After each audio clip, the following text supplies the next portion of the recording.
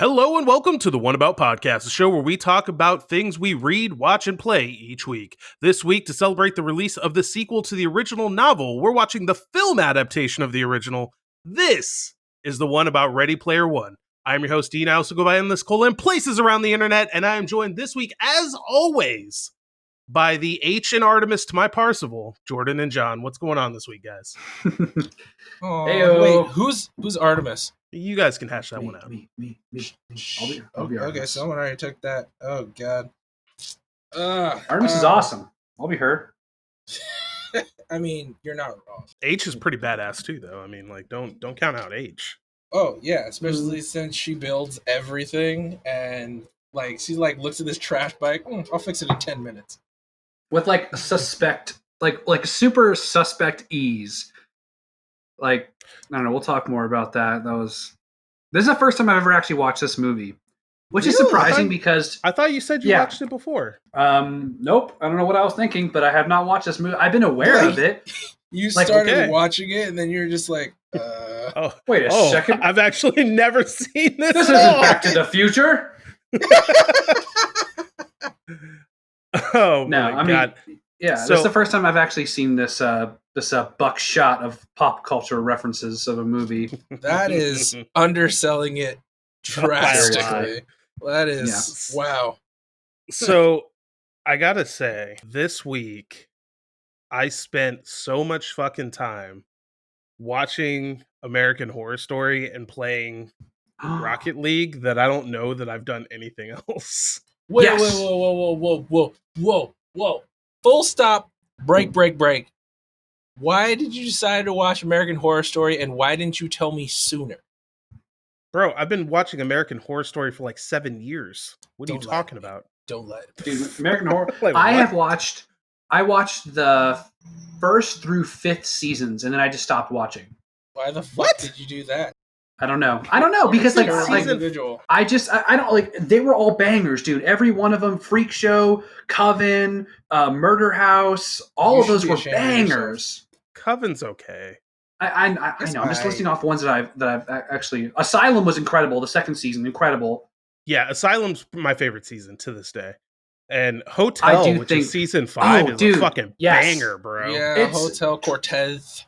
Although Lady Gaga gets really real personal in that season, dude. Oh, I like that shit. Yeah, but she's like she's like the highlight personally. I thought she does an incredible job. I think she did an incredible job too. I just wasn't expecting Lady Gaga to get butt ass naked in the middle of that show, man. Oh, you didn't expect to see all that goodness? I was expecting. I was not. Well, I mean, you can what describe I wasn't it expecting, how you will, but I wasn't. I'll tell you what I wasn't expecting.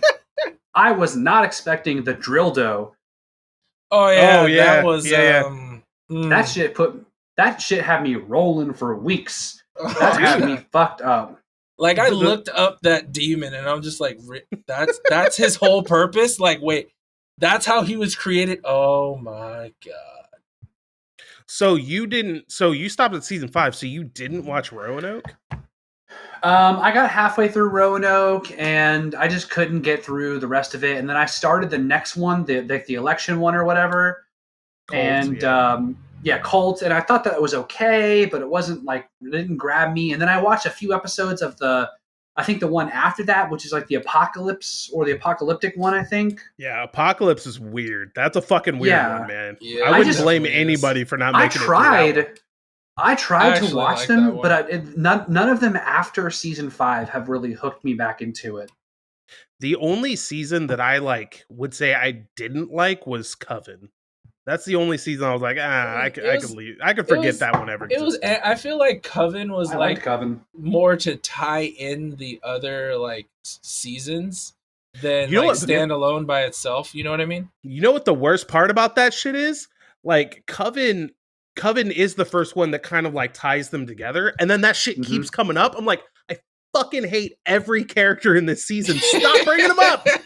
I don't want to see their dumb faces anymore. Aww. I mean, I see them anyway because all the same actors and actresses are in every season. But you know what I mean? I fucking hate them.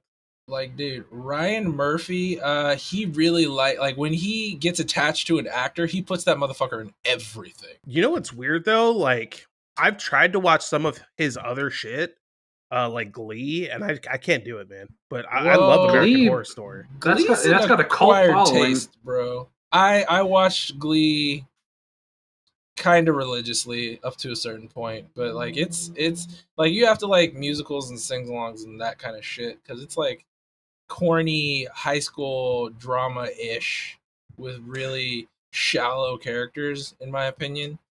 So, You know what like, was? You know yeah. what was fucking great though? American Crime Story season 1, the one about Yes. OJ. That Yes, shit it was was. that was a banger and a half. I haven't watched the Yeah. second season of that though. Did you I watched watch the first season, really good. Did you watch the assassination of what was it, Versace? Yeah. That's the second season. I haven't seen that one yet. Oh my god, you need to see that one. It was so good. You know what it is though? Like the OJ one, I was all in on because like I remember when that happened, Mhm. and like Versace, You do? I don't know shit about Versace. Me either. I didn't remember Oh, the you were in fine California details, but then. like I was there, you know, like I was. Yeah. It happened right around me. I was young. Like how old was I when that shit happened? Let's look. That was wasn't that like 94? Was that when that happened? That sounds right. 94. Yeah. So I was like 5 or 6 years old. Do all the maths. Yeah, I didn't remember anything about that at all. The only thing I remember from 94 was I believe that was the year that Lion King came out. And that was a big year for me. Listen, man, if the glove don't fit, you must acquit. You must have quit. Oh my god, Johnny Cochran. Jesus. No, I but was right. Lion King is 94. Cool. Yeah. That was my whole year. Yeah, Lion King was your whole year. Well, I mean, like when you live in Southern California and OJ Simpson is on the lam on the highway. They've shut down that huge for highway. murdering his wife. Like you can't really get away from that shit. Like it might be nothing to you down here in alligator land, but when we were OJ worried about the driving- alligator and the possum races that were going on just around the corner. Basically. these fucking We had a invasive lot going iguanas, on. man. Yeah, those invasive. There's snakes, man. Boa constrictors in the Everglades are eating everything.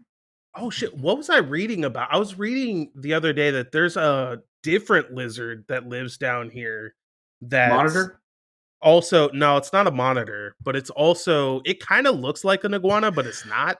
And it's way more problematic than iguanas. Like it's an invasive species too, but like it's fucking eating everything and What? fucking up our entire ecosystem. Are you serious? Yeah. Yeah, It's because people just want to have them as pets. They just let them go. Exactly. I say that, but it's been here for like 20, 30 years. It's not like it just showed up.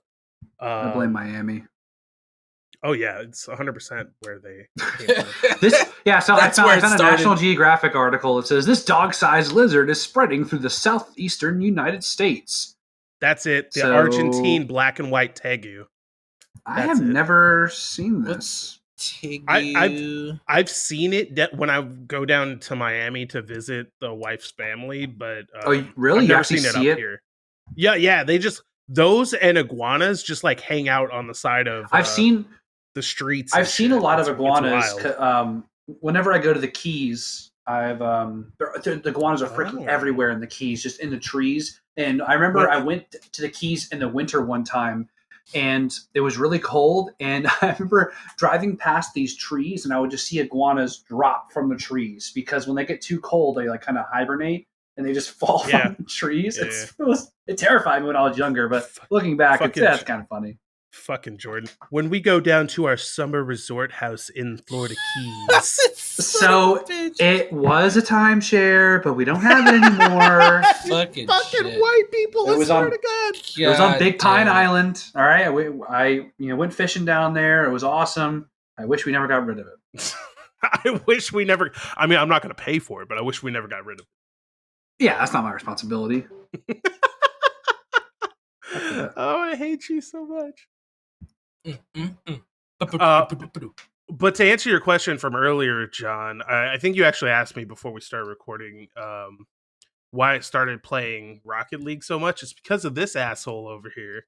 Jordan hasn't stopped hounding me about it for years. I mean, And yeah, but like now not that even me though. Well, Yeah, like so it was a combination of things. Like Jordan hasn't shut up about it for all this time. Yeah. Then it went Yep. free to play.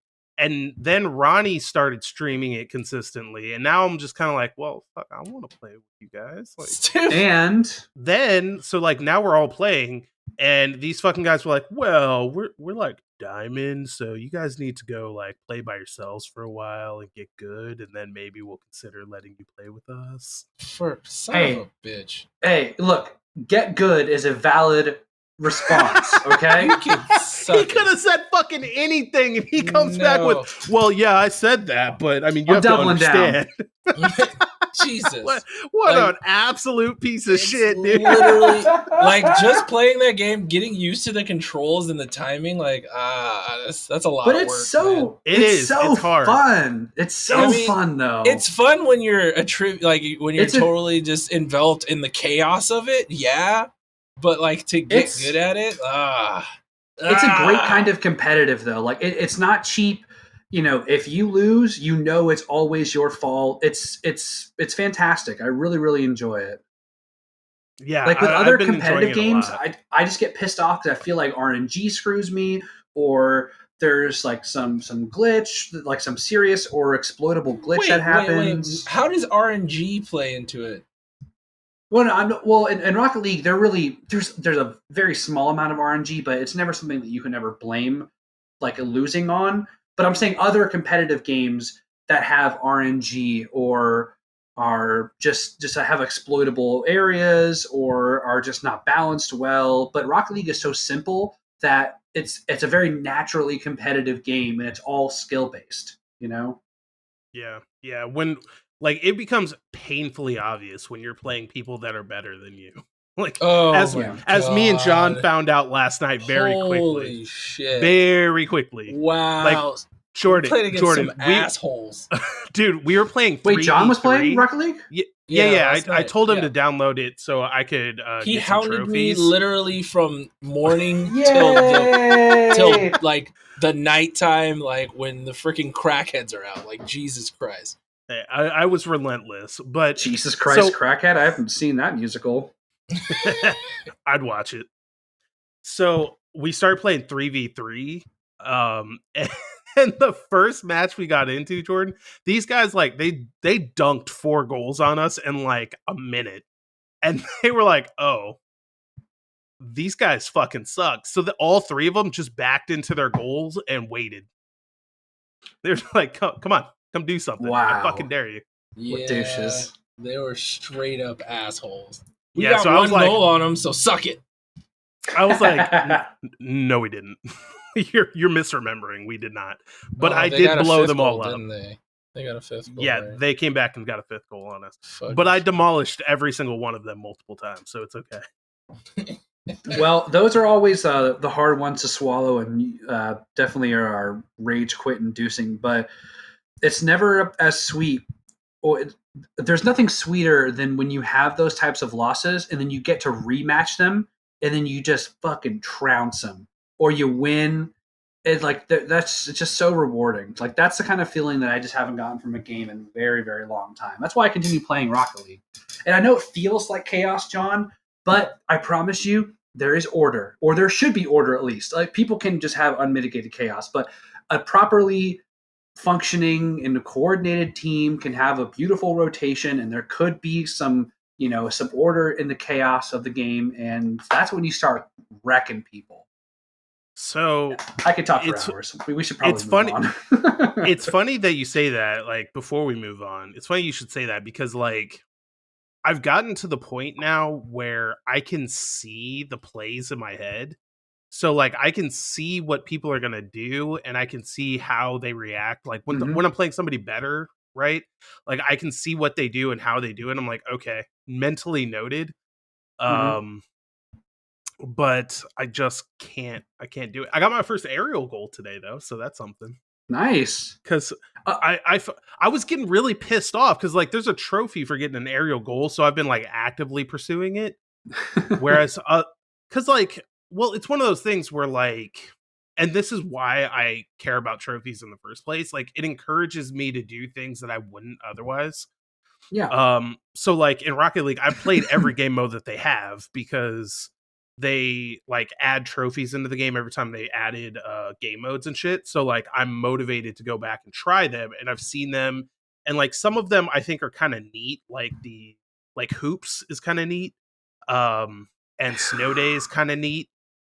But Hoops the one is really hard. hoops is very hard, but it's kind of Yeah. neat. Like if I It had is.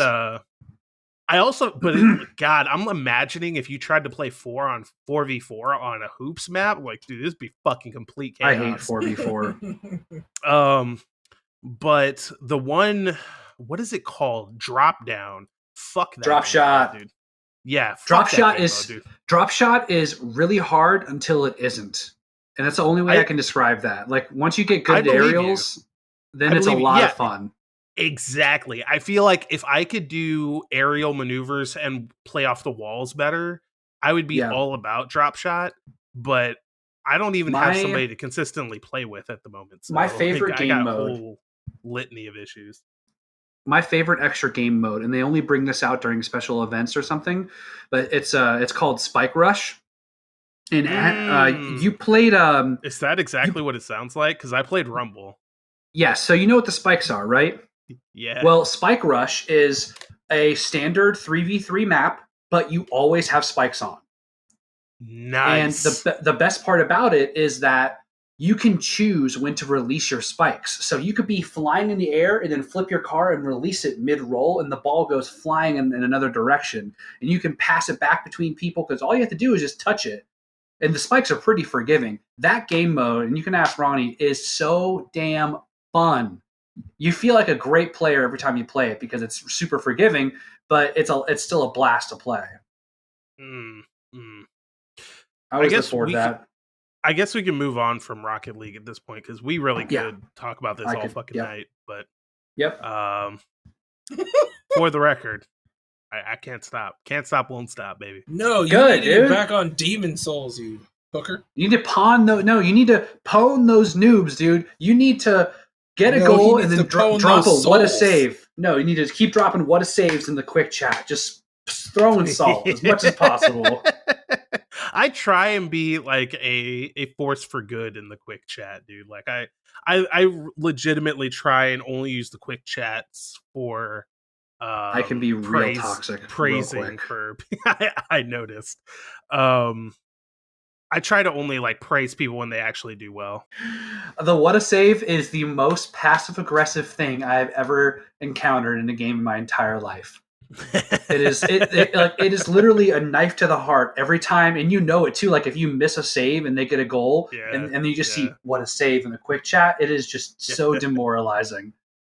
I also love that they added a banner that's just like the dude sobbing uncontrollably. So sorry.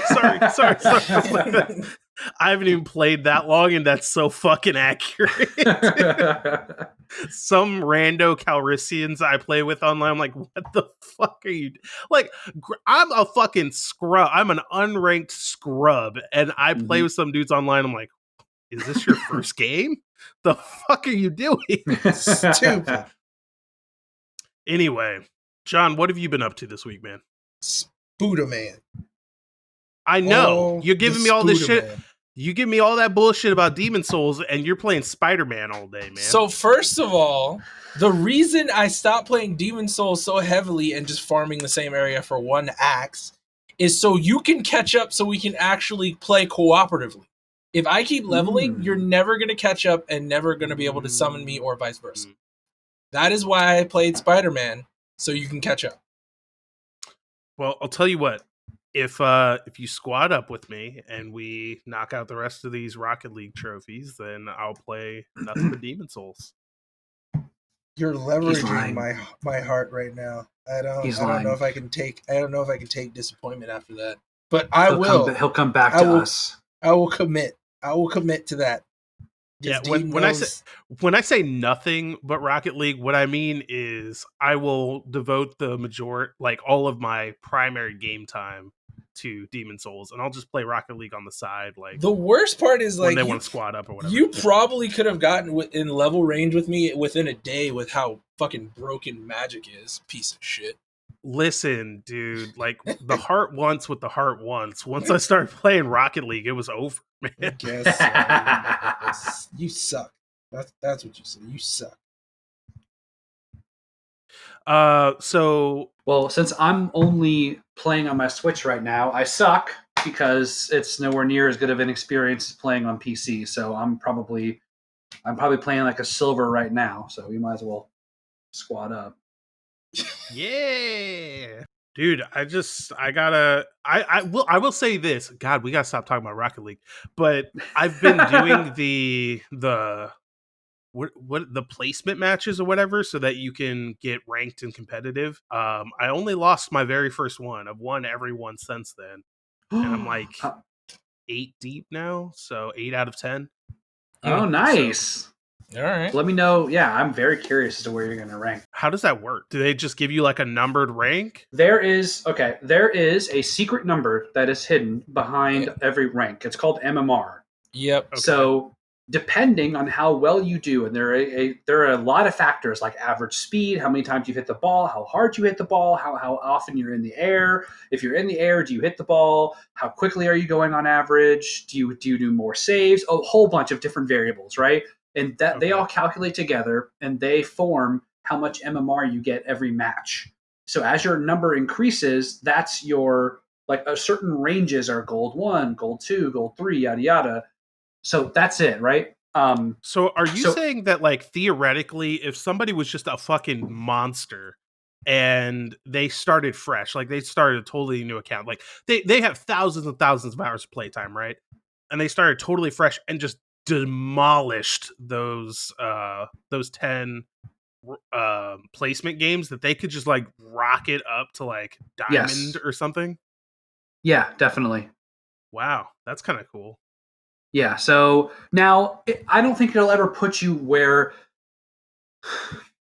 like, it'll never from 0. It'll probably won't get your exact rank. It might place you a little bit lower, but I can tell you, you can get an idea of what rank you are during your rank plays. Pay attention to the rank of the players you're going against. If you see them in gold or silver, then you're like, okay, it's matching me up with people that have the same MMR as me. So then that must be what mine is right now. And then you can track like what levels you are. And then also every season it takes into effect what your previous rank was. So now, like the very first time I ever ranked, I ranked gold. No, God, no. I ranked like silver 1, I think. And then I've been grinding for years ever since. But it never brought me back down. Every season, I only made small incremental changes. Like it's been very accurate for me. Frustratingly so, right? Because you always think you're better than what you are, but right. It's got to be right because I'm getting trounced on by people that I think that I'm better than, but apparently not. So whatever. Yeah, it's tough for me because like I know that I'm not very good, but also because I play with complete randoms who are also new and not very good. There's a lot of moments where I'm like, fuck, man, if he wasn't there trying to do his own thing, that could have been a goal or that could have been a save or whatever.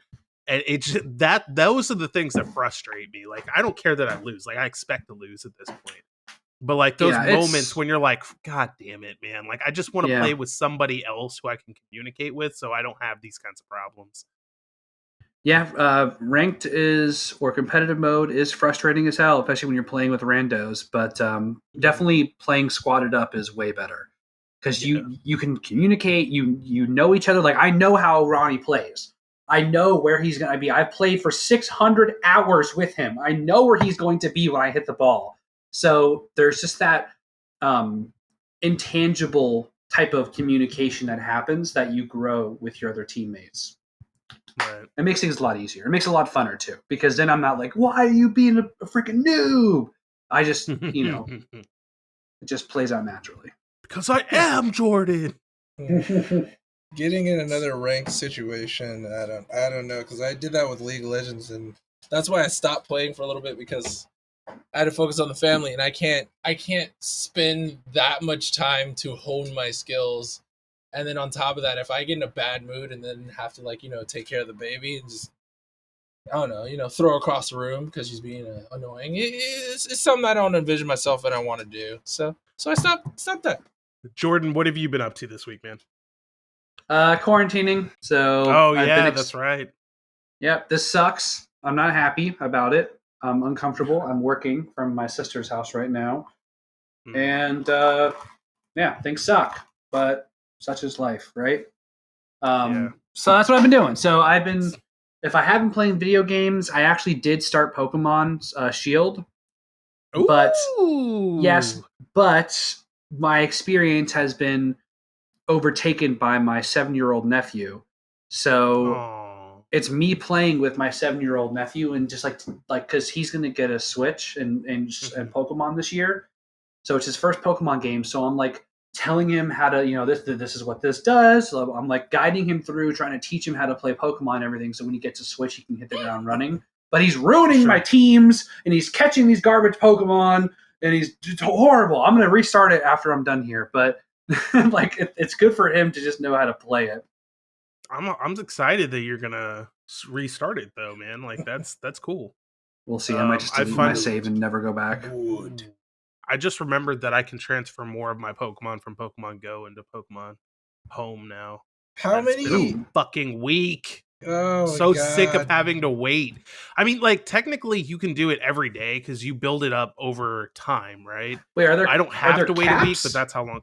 Yeah, so like every Pokemon that you want to trade out of Pokemon Go has a value associated with it, and you have so much that you can do every week, which is where it caps out. Like let me back up. So you have a bank of points, for lack of a better way to describe them, that you use to transfer Pokemon, and every Pokemon has a value associated with it based on its CP, whether it's shiny, whether it's legendary, etc., etc. And so you can transfer as many Pokemon as you can with that, and it burns out. Then, as time goes by, you slowly get more points and more points, and then after 7 days, you've fully refilled it from 0. So, I could transfer like 1 to whatever Pokemon every day. But instead I've just been waiting the week and doing a whole bunch at once. But yeah, like I'm fucking over Pokemon Go, dude. Like as soon as I finally get all my Pokemon transferred out of there, like 6 months from now, I'll be done with that game probably forever. Except maybe community days, because I do love me a shiny. Yeah, you do. Jesus Christ. But dude, it's fucking annoying though, man. Because I was like, okay, well, I'm just gonna bypass this stupid system, and I'm gonna transfer my Gen 1 Pokemon into Pokemon Let's Go, and then transfer those into Pokemon Home, because that's free. That was a fucking mistake. I'm so sorry. Because when you transfer them from Pokemon Go to Pokemon Let's Go, you have to catch them all over again. And I'm just... You know what it is? You know what it is to catch 30 legendaries from scratch? Actually, I do. Yeah, I do. 37. With Pokemon Go mechanics? No, not with Pokemon Go mechanics, no. Didn't think so. Just saying. I still kind of feel your pain. A smidge. Just a little bit. Just a smidge. But anyway, I'll get through it eventually, and then I won't have to worry about Pokemon Go's bullshit anymore. So, yeah. Well, gentlemen. Jesus. Yummy. You like that? Would you guys like to talk about a certain movie that we watched this week? Let me get my notes. Oh, I don't need to do that. I don't have any. I'm sure that you're well versed in this movie. No, it's not even that. I watched it like 30 seconds before we started recording. Like, I just finished it. Oh, really? Okay. Yeah, like I watched it earlier today. When John pushed it up, I was like, oh, fuck. I gave you ample time. Not really, man. Like, I had other things I had to do today. Fuck you. It's all about this movie. Oh, okay. So I will kick off this conversation like this. I read this book when it first came out back in 2011, I was still working at Barnes and Noble at the time, so when it came out, I was all over that. And Was I've it a read big release? Not really. Like, it became a big release later on. When it first came out, it just spoke to me as an 80s loving nerd. And then as kind of like pop culture and nerdiness has become more and more mainstream as the years have gone by, this book's notoriety has gotten higher and higher. But that said, I've read the book 3 or 4 times now. This was my second time seeing the movie because the first time I saw this movie, I fucking hated it, and I don't even own it for that reason. Like, I was like, nah, I'm good, man. You can just let that shit rot on Best Buy shelves. I don't care. Jesus. Um, and then the sequel novel just came out like 3 weeks ago, so I just read that, and I finished that one. Which is very good, by the way. It's not as good as the original for a lot of reasons that I won't go into, but it's a good sequel. So what I'm trying to say is I have a lot of baggage with this movie. But you guys did not read the book. Nope. And had never seen the movie before. So I mean, I've seen it already, but this is my watch in years, so it was yeah. It's refreshing. Yeah, sure. I haven't seen it. So instead of me telling you guys what I think from my perspective, what did you guys think? I'll go first. I thought it was good. Like, it didn't blow me away, but I thought it was just a fun movie. A lot of super cool references. Like, every scene had something in it that was relatable or nostalgic. I thought the characters were good and interesting. It was just a fun, classic movie that just it doesn't feel super original watching it right now, but I'm sure that when the movie came out, it was a little more original because some of the concepts in the movie have already been like adapted to other media, like Black Mirror and stuff has done similar things afterwards, of course. So, but I still enjoyed it. I liked it. Nah, the isekais wore that shit out. There you go. But no, I thoroughly enjoyed the movie. Like, not just for the pop culture references, but more for the characters. Like, they weren't as tropey as I'm used to when it comes to those type of characters, especially the main cast. Like, the main villain was actually like pretty sniveling and not as conniving as you would think it would be. And the antagonist is just the only reason he was a good force of evil is because he had money and legions of players backing him. Like, without that, he was basically dog shit. But it was super fun to watch. I really liked the movie. It had good pacing. And it was like a pretty fun ride. Like, I really enjoyed it. Like, I didn't think I was gonna enjoy it as much as I did. I was like, I kind of remember this movie, and it's whatever. Like, it has a lot of pop culture references, and then like watching it, I was like, oh, it's pretty fun. Like, I was actually enamored, and I didn't like get bored or like fall asleep, even though it's like 2.5 hours long. So let me ask you this. From my perspective, the main characters who we'll categorize here as Parzival, Artemis, H, Show, which is not his name in the book. I have no idea why they changed that, but whatever. Daito and fuck, why can't I remember his name? Who's the antagonist? See, that's what I mean. He's like kind of forgettable, but it's funny that he's forgettable. Which one are you trying to remember? The main antagonist, the guy who ran IOI. Yeah. Oh, that's Parzival. No. Oh God. That's Jesus the, Christ. Oh, no. that's Holy shit. Nolan Sorrento. Yeah. Yeah. That's Sorry. right. I don't know why, dude. He's like he's a major force in the book, in this movie, and in the second book. Like, the fact that I couldn't remember his name is baffling, but it doesn't matter. So we'll call those the main characters, right? Mm-hmm. For me, when I watch this movie, all of them, every single one of them is shallow, one-dimensional, not very fleshed out. Daito and Sho for sure have almost no characterization whatsoever. They're almost like a parody of Asian characters in action films, but and also they move through the plot of this movie so quickly that I feel like if I didn't have the context from the book, I would be lost half the time. Really?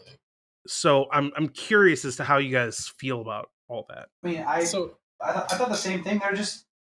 It was all just so basic to me. Like I actually felt like Nolan Sorrento wasn't a very good antagonist. That's the whole just- point, yeah. Yeah, he was just super wimpy. He wasn't ever intimidating.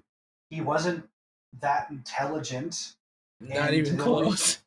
It was just a classic, oh, this guy's overconfident, and his overconfidence is what ultimately, was his downfall, And then at the end, I guess, maybe he had some, maybe that hope was still left in him to save, Parsifal, because he had the opportunity, I guess, to kill him. So I don't know. Like the characters didn't. None of the characters stood out to me. None of them made a big impact outside of the guy that plays. You're talking about the assassin? James Holiday. Oh, no. Oh, James Holiday? Yeah. Oh yeah, he's actually really interesting in this. Yeah, the guy that played although James Halliday. I have pretty much the same commentary on him as everybody else, as I mentioned before.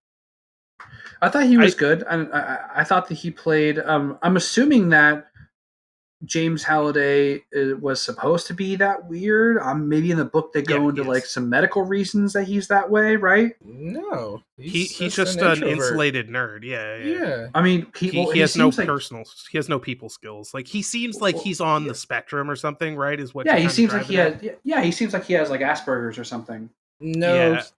He's not confrontational enough to have Asperger's, or like seeming to be confrontational enough to have Asperger's. He's just there to enjoy what he enjoys and to share it with people in a certain extent. That's I thought that was just implied. I wasn't sure if it was ever actually spelled out. In the movie, it's definitely not. But in the book, no, I'm not saying that it is in the book. I'm just saying, like, in the movie, they definitely don't say anything like that. They don't say anything about him at all, really. Yeah. But so here's my thing. And like, I don't want to be the guy through this whole show who's like, well, in the book or in the. So like when I say what I'm about to say, like, I just want to put that out there. Like, that's not what I mean. Because I could sit here and shit on this movie all day long if I wanted to compare it to the book. That's not my goal. Like, this is one of those things where like the book is so much better than the movie that it's almost not worth discussing. Because like the movie's completely worthless if you start doing that. But I feel like watching the movie, it's just plain not long enough. Like, it feels like, even without the context of the book, like, it feels like there's whole swaths of information that just aren't there. That, like, should be there, but they just aren't. Like, I need examples. I need examples. So, a good one that comes to mind is, like, at the very beginning of the movie, they start talking about the contest and how you have to get the 3 keys to find the Easter egg inside the Oasis in order to win James Halliday's contest and blah, blah, blah, blah. And the first key is said to be behind this race that some long forgotten Gunter found. And now everybody's trying to figure it out. Long forgotten? Dude, he has not been dead that long. Like, the fuck do you mean some long forgotten Gunter found it? Like, Yeah, because where's it's only that been story? it's only been for 5 years, right? Right. So why is he long forgotten? Maybe because they're in the Oasis, like they don't pay attention to stuff like that for long. I don't know. So here's the other thing. And this is one thing where I will point out the difference from the book because I think it's relevant. When you do virtually anything in the book, you get points on the scoreboard. And they kind of show that, but like you only in the movie you only get points when you get the keys, basically. But the reason that that's relevant is because if it was like the book, then this quote unquote long forgotten Gunter would have been on the scoreboard. He would have been the first one. And furthermore, like Parzival was that first Gunter in the book, which makes him more significant. In this movie, he's just kind of like some random kid who figured out to go backwards in a race. Well, yeah, So and the- like what really made that kind of your point kind of stick home now thinking about it is like Parzival is probably the one person that knew James Holiday inside and out really fucking well. And like for him not to be significant and like being, oh, I was the one who found out the race, I just haven't been able to beat it for 5 years. That would have been amazing, and it would have given him more of backstory of basically like how dedicated he is to finding out the mystery behind James Holiday's Easter egg and how much he idolizes man to where he spent 5 years after first figuring out the race and still 5 years not being able to beat it, not just being swept up in the glamour that everybody else is like, oh, this is the race and it's tied to finding the Easter egg, so we got to be in it. Like, even if they have no idea what the fuck's going on or anything about James Holiday. So I get why you say that. And like, it's one of those things where like,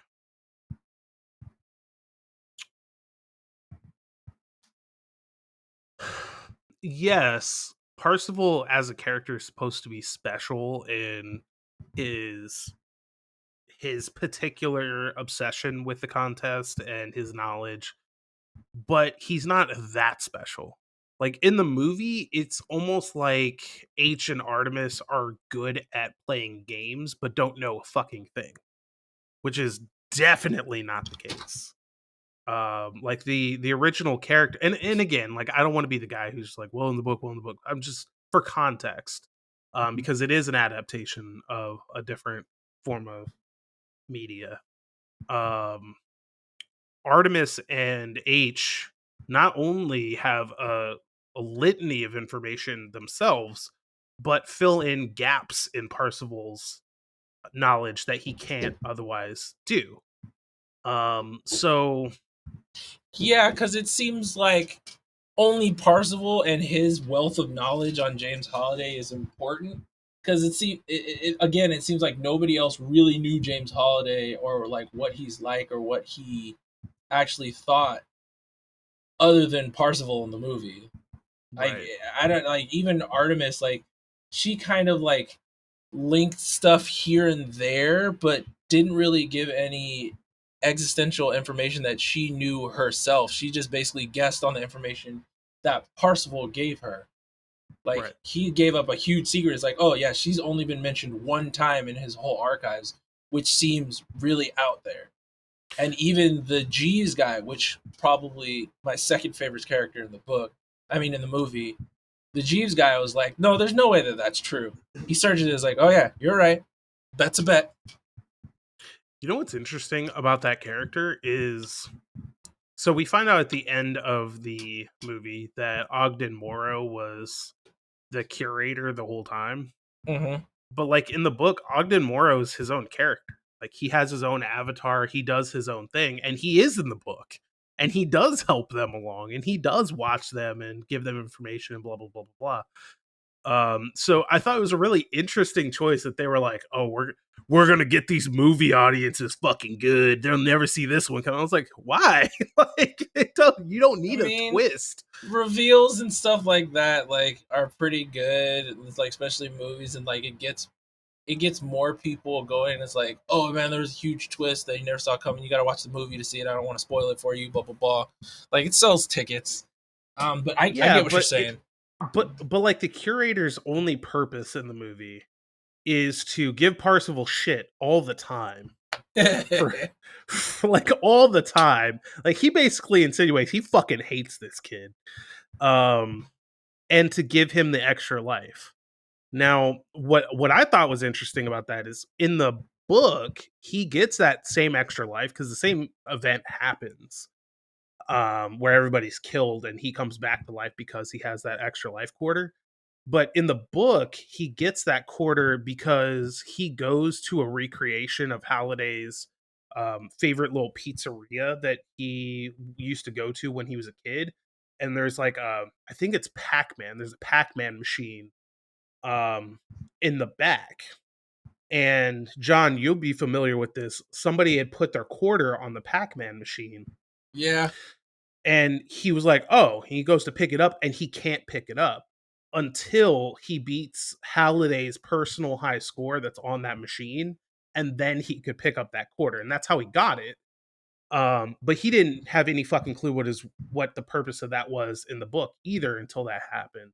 So in the book, it's kind of like this totally random scene that you don't know has any meaning at all, except you get some backstory on Halliday that he loved going to this pizzeria and playing the arcade cabinets in the back and shit like that, only to find out later that, oh, that quarter was actually an extra life that he happened to get because he went to go test this random thing about Halliday's past.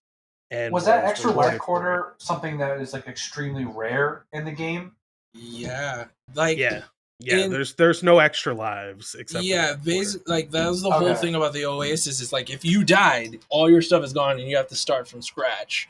So, I love how in this each other movie, for that. like somebody like gets their arm lobbed off, like IROC gets his arm lobbed off, and he's just bleeding money. I was like, what the fuck is this, dude? Like, no offense, IROC's probably my favorite character in the movie. He's just freaking hilarious. He's a lot of it. Yeah, TJ Miller is a lot of fun with him. Yeah, oh man, he is so good. Like, he's just super demonic and like looks like hella imposing, and then he's just like, how are you been? It's like, oh, I got this crick in my neck. I think it's like a carpal tunnel thing, but in your neck. And it's just like, wait, what? It's like, that totally cut the tension. He's giving Nolan shit because of his plan.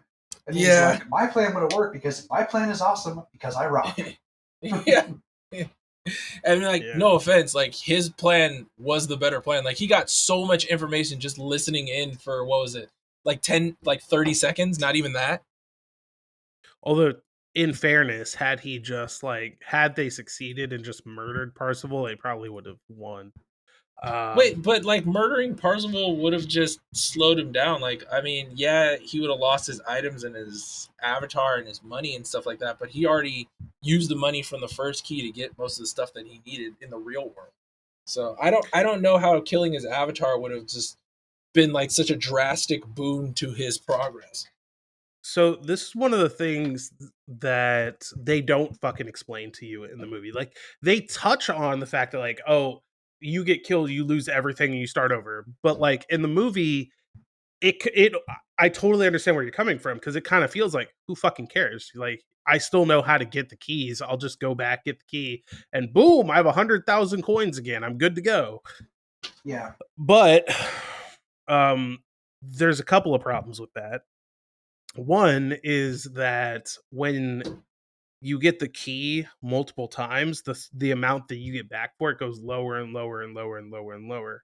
And IOI's whole shtick is that they have this army of employees that are just going through it one by one and getting the key over and over and over so they can all do the next challenge until somebody succeeds and then do the next one and the next one, so on and so forth. So, in other words, by the time he got back to where he was, having done that, he would have no money, which is relevant because he would have no gear to fight with. And most importantly, traveling throughout the Oasis costs money. When you first log in, you have no money, so you can't fucking go anywhere unless you have real world money that you can pump into your character. which he doesn't because he's broke. Yeah, I mean, I get that, like, but they didn't stress the importance of gold other than like, oh, I need gold to fuel up my car. I need gold to buy like real world items and like virtual world items, which I get. I get that, but like it's like thinking about it, I was just like, nah, I mean like he's just broke. So he just starts over and like accrues his gold from scratch, like which I've done multiple times in multiple games. So I didn't see the urgency in it. But again, that tidbit of information would have totally changed the whole plot. And it was like, yeah, killing his avatar would have been pretty good. But IROC's plan still was better because like you can kill his avatar, he can come back and like he could probably have help from his other friends. But if you kill him in real life, that's it. You ain't got no more competition, you know? You're right. I mean, like that's some next level evil shit Yeah, that we're talking about. But I mean, that is what we're talking about.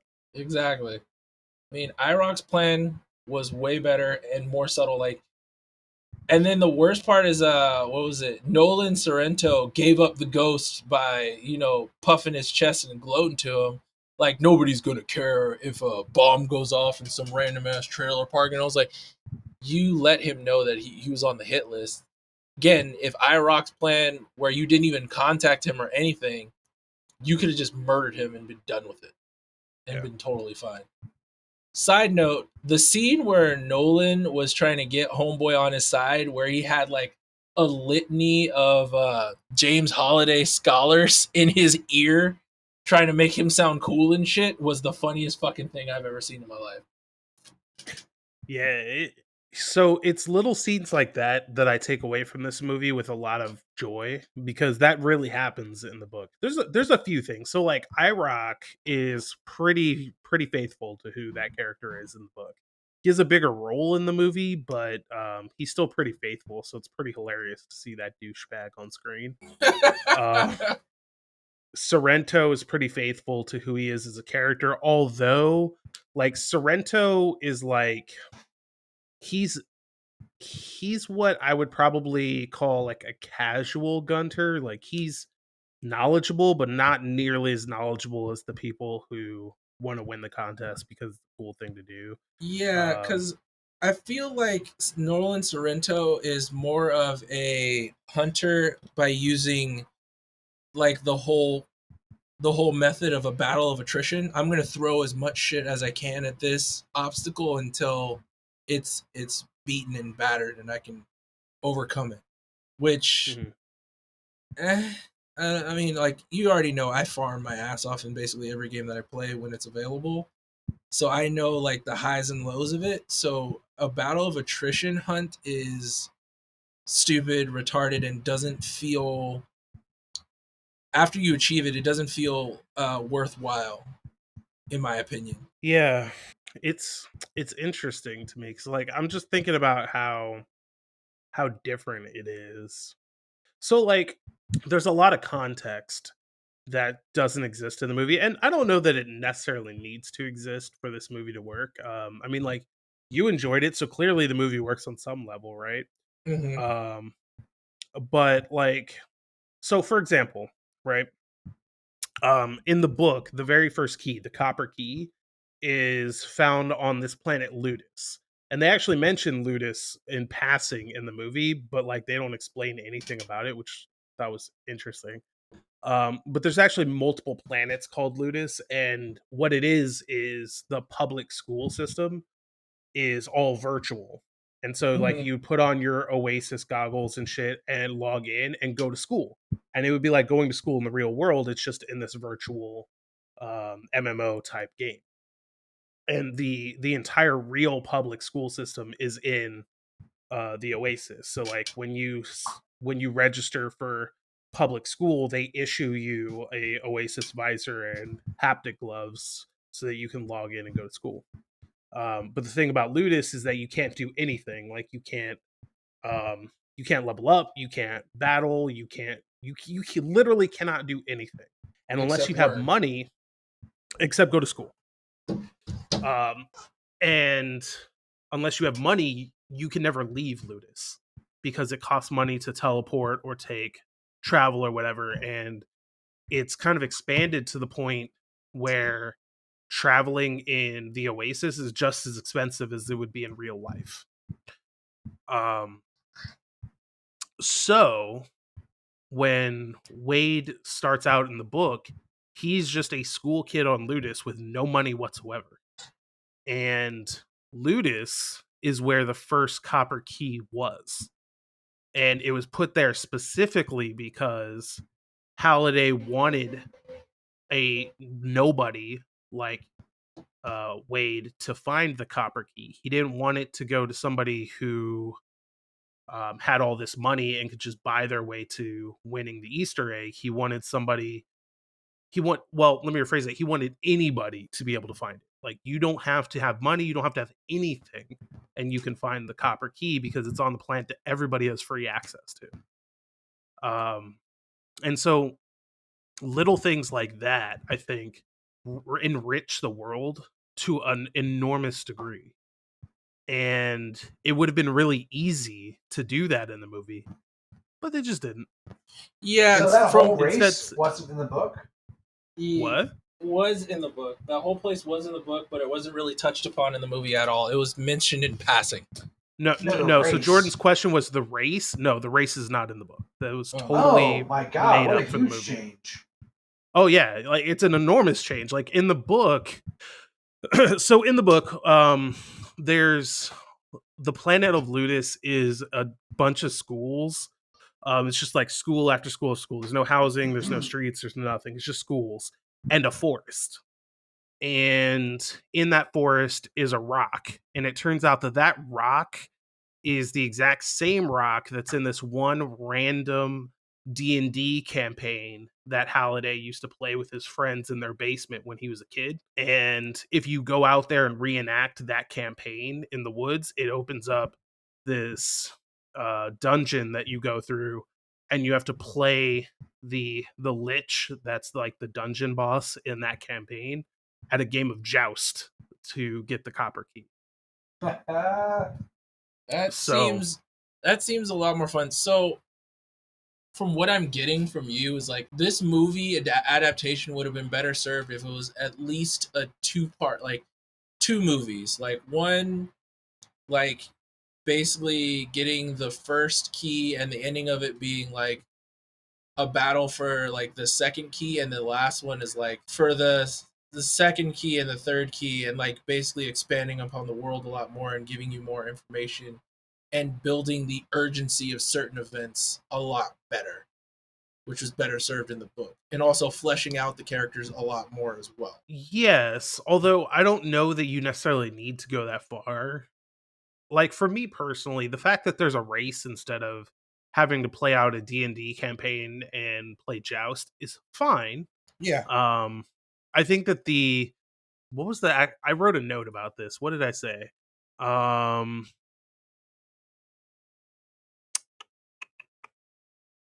Conceptually, the entire race is wrong. And what I mean by that is like everything in the book is based around something that's meaningful.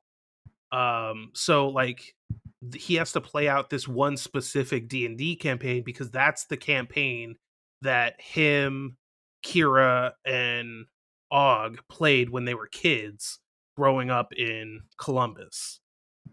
And so like it has real meaning to Halliday. So if you know who he is as a person, you're able to suss out his clue, figure out what it means, play out this D&D campaign that had really specific meaning to him, which leads you to the key. And it goes forward like that. In this movie, it's like some random Gunter found the key. Now we have to do this random race that's full of fucking the T-Rex from Jurassic Park. King Kong is over here for no fucking reason. There are orcs and RoboCop and Battletoads, and like it just throws pop culture bullshit at you the whole time. And I kind of get it. Like they do that in the book, but they do it in a more meaningful focused way. And meaningful way. Like they throw shit at you for a reason. He doesn't just say like, here's King Kong because it's cool, here's a Minecraft planet because we can. Yeah. dude, that Minecraft planet got me good. I was like, what the fuck would you want to go to a Minecraft planet for? But Yeah. like not even shitting on Minecraft, but like, why would you want to go to, like, you can live out anything in the OA, literally anything, and you want to go to Minecraft? But anyway, so like, I don't know, man. Like, it's just, like I said at the top of the show, it just feels really hollow because I get it. And like with your experience by reading the book, like you telling me about the book makes it seem like, yes, thinking about it, like, yeah, it would make a better version. Like this event would have had more meaning. And I will say, other than honestly, only the second key made it seem like if you don't know Holiday, if you didn't pay attention to him and like what was meaningful to him, you would never figure it out. Everything else was just like, like you could know like little tidbits of information about Holiday, or like just like the IOI did at the end. It's like it's a battle of attrition. We're just gonna try every game and see which one where you don't immediately fall into the pit of ice. You know what I mean? It shouldn't be that way. It basically is like if you don't know Holiday, there's no way in hell you would randomly chance upon this key or information. Yeah, I definitely. Which is the way it should have been. Like, which is the way it should. I definitely think that the second key was by far the coolest one. It's interesting because the second key is actually kind of a callback to how it was in the book. Like, I mean, granted, the second key is a lot simpler than any of the puzzles they have to solve in the book. Like, a lot easier. To the point where like I could have figured that shit out, but like I never in a million fucking years would have been able to figure out anything in the book. Like I love 80s pop culture, but fuck, man. Dude, like, so in the book, when you get the keys, that's only half the battle. After you get the key, you then get another clue, which they do kind of show in the movie, but in the movie that just leads you to the next key. In the book, that leads you to a gate, and you have to use that key to open the gate where you get a new challenge. So like after he does all that shit, he does the D&D campaign, he beats Joust, he gets the key. He then has to find the copper gate, and when he goes through it, he has to replay the entirety of War Games as Matthew Broderick's character. So yeah, he would have had to memorize the entire script to get past it. What I'm like, the there's hell? no fucking way, dude. Like, I love War Games, and I couldn't do that. That's I've fucking actually crazy. never seen War Games. War Games episode next year. I mean, to be honest with you, the reason I love being on this podcast is like it's introducing me to a lot of things that I have never like given a second thought to. It's like, oh, I've never seen The Shining in like its full actuality or anything like that. And this is whatever, it's fine. Like I know every pop culture sitcom references it, but I mean I get it, yeah. But like after watching, I was like, okay, I understand. And then like it made that scene in the movie that much more special because like it wasn't just like, oh, they like tried to recreate it in like 3D. It's like no, like it seemed like that was the actual film roll from the original Shining. Like it looked exactly like it. Like it really did. Yeah, Yeah, right. they did a really good job. It was immaculate. That scene where H opens up the elevator, I was like, fuck, they did a great job with that. That looks great. Dude, Uh-huh. It looked amazing. And H like, H just goes on a ride, dude. oh yeah. And then it's like, dude, and was like, anybody else watching that? Like, that's what should have happened in room 237, bro. Like, Yeah. that would have been worth it. I was totally down with that. Like, and then like the little girl's going in the elevator, and it's like, oh, I'm gonna follow him and press this elevator, and it's like fucking rush of blood, and I was like, oh, that was awesome. It's like, yeah. And then H is like, H would have been, I would have been basically H, where it was like, you were like, Dean would have been like, what the fuck? I'm so mad at you. I was like, why are you mad at me? You've never seen The Shining. I know, dude. Like if we were in the Oasis trying to get this shit, that would have been me. I'm like, God damn it, Sean. What do you mean you've never seen The Shining? That was on Halliday's list of favorite films. You fucked up, man. Come on. Exactly. And like I really like there's like a whole like degree on James Holiday trivia and his life. Like that's how impactful this guy making this game and just how everybody saw him as a god. I did not like the fact that at his funeral it was like fucking Star Trek theme. I hated that. I didn't like that either. I can't remember what it was like in the book. Like they did something to that effect, but like he was into way more than Star Trek. Like that wouldn't have been his 100%. shtick. He was probably into like everything nerdy and pop culture growing up. He probably was 80s specific though. Yeah, heavily into like man, and the fact like you told me the D&D campaign because I played D&D a bit with my old boss and my old boss's boss and like my coworkers, and I got into it and I was like, okay, shit. And like when you said that, I was like, oh, dude, that would have been fucking awesome. Just playing through somebody's campaign and then you have to like joust the lich. Dude, the way that the Oasis is described in the books is some shit where, first of all, I'm kind of like, you know what? The way technology is going, this isn't so far-fetched anymore. Oh, like, 100% it's not. When he wrote that book almost 10 years ago, like, I was like, I don't know about all that, man. You're getting a little bit crazy, Ernest. But now in 2020, I'm like, maybe. Oh, yeah, definitely. You want to know what I suggest? I suggest someone buy the rights to the book and then they make an animated series out of it. So it's more. It would be way more faithful. And like it would be hand drawn when they're in the real world, and then 3D generated when they're in the virtual world. Boom. No anime or cartoon is going to get the money to get the rights for all the things in the book, though. No, it would be no, but at the same time, like you don't need to have the rights to the things that are in the book, as long as you get the idea, the concept right. And what I mean by that is like if you're Universal making this movie and you can't get the rights to Dungeons and Dragons, well, you have the rights to 1,000 other IP. Just use a different IP and put that world building behind it. Now Halliday was really into Indiana Jones and King Kong or whatever, it doesn't matter.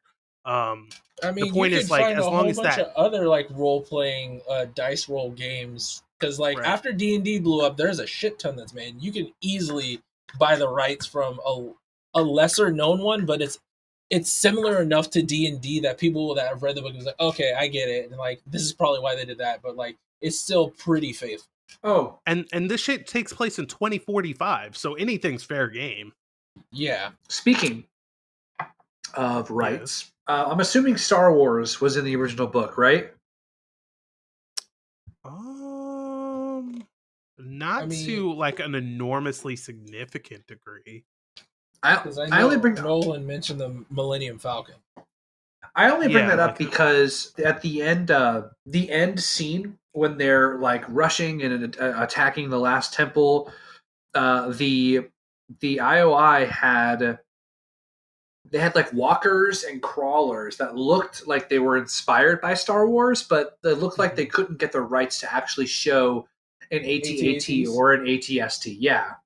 Well, yeah, no, Disney owns that now. They ain't never getting that shit. Yeah, that's what I'm saying. Like, I saw that and I'm like, oh, I bet those were in the book. I bet those were actually probably AT-ATs, if that scene even happened in the book. It does, but like it's a very different scene in the book. So like the Battle of Castle Anorak in the book is heavily focused around Parsifal, Daito, Shoto's dead at that point. No. Yeah, he was the coolest 11-year-old corpse by the time that scene rolled around in the book. That's another thing. There wasn't a real sense of urgency built in this movie. No, not until the very end. But even then, you're kind of like, well, I mean, like, It seems like it's we have like, time. yeah, it's like, oh, she's trapped in that thing, and it's like he just told her like how to get out of there by herself, and it's like that seemed a little too easy. I was like, yeah, they tricked the guy and got the schematics, but like it just seemed too I easy. I made Like that nobody had to comment when I was physically go watching. there. Dude, Yeah, I made that comment while I was watching. I was like, wait a fucking second. There's an easy release, like an easily reached release inside the thing that they can totally get to at any point. So some no, fucking self-entrepreneuring fucking indentured servant was like, let me just feel around my cell here. They could just be like, oh, I'm free. Later. yeah, it's pretty fucking dumb. Although I do like the idea of like indentured servitude in the future and like Mhm. in a virtual space. It was interesting because like that's a real thing in Mhm.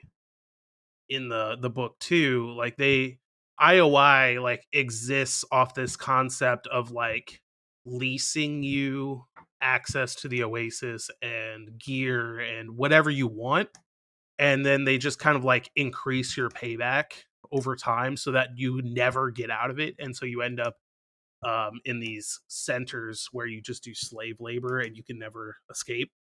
Yeah, it's predatory um lending. Yeah, right, well, it's beyond predatory, like that's yeah, outright illegal lending right now, but exactly. But that's what I mean. It's basically like speedy cash loans and that kind of shit. yeah, except like on A steroids. grander scale. Yes, I got it. But after the movie was over, they have this like throwaway line about how they did away with the servitude centers or something to that effect. Loyalty Like, centers. yeah, like they were just like, oh, we disavowed loyalty centers or whatever. And my wife was kind of like, yeah, but like that doesn't stop them from doing their shit. And I was like, you're right. They don't ever really address that in the movie, but like in the book, it's kind of I don't I can't remember if they address it at the end of the first book or if it's exclusively in the second book. But at any event, like one of the things that they do is after the high five takeover, they eventually succeed in a hostile takeover of IOI and then just shut it all down and forgive everybody's debt. Yeah, So that makes way more sense. That's what I would think. Like I would buy out all their stocks, own the company, and then just totally run that shit in the ground, or like use it for something else, like a free center that everybody can use the facility and gear that's available there. Because like they had armies of people just playing. On top of like the fact that old boy, the last IOI guy, was like really good at the Atari game. It's like you can have a battle of attrition, but you still have to be good enough to make it to a certain point. You know what I mean? right, and that's kind of like the whole thing. They don't show that really in the movie, but that is the whole thing. Like IOI has thousands of these employees just doing nothing but this shit all day long, but they're not none of them are dedicated to it enough to be able to do it at the level At, that these that guys is are. necessary. Yeah, and Mhm. like, oh my god, because most of the challenges and stuff that I've done over the years growing up playing different video games, it's legit muscle memory. Mhm. Like Yeah. it's just like, I mean, yeah, you can have reflexes like lightning fast, but some of the shit is like you just have to keep going at it and memorize what's gonna happen. It's like, okay, this is gonna happen at this turn. Like I have to hit it at this point, or like it's done from this area. Like I've seen videos of speedrunners, and like I can relate to a certain degree where they'll be doing a speed run, and if they miss like one thing or one step or miss time one thing, it's like, okay, the run's dead. Can't do it anymore. We gotta start over. Yep. Yep. And I was like, that's the kind of shit that I want to see.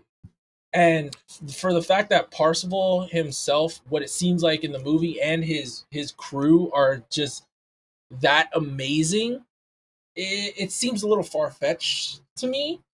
Mhm. Because dude, to get that good at that many different types of games is a magnificent feat that is a dedication of like straight up decades. I'll be honest, the one thing that took me out more than anything else in this entire movie was the fact that the entire world essentially was in Columbus, Ohio. Yeah. Like that, like every character was there. All the And they don't landmarks were explain there. it.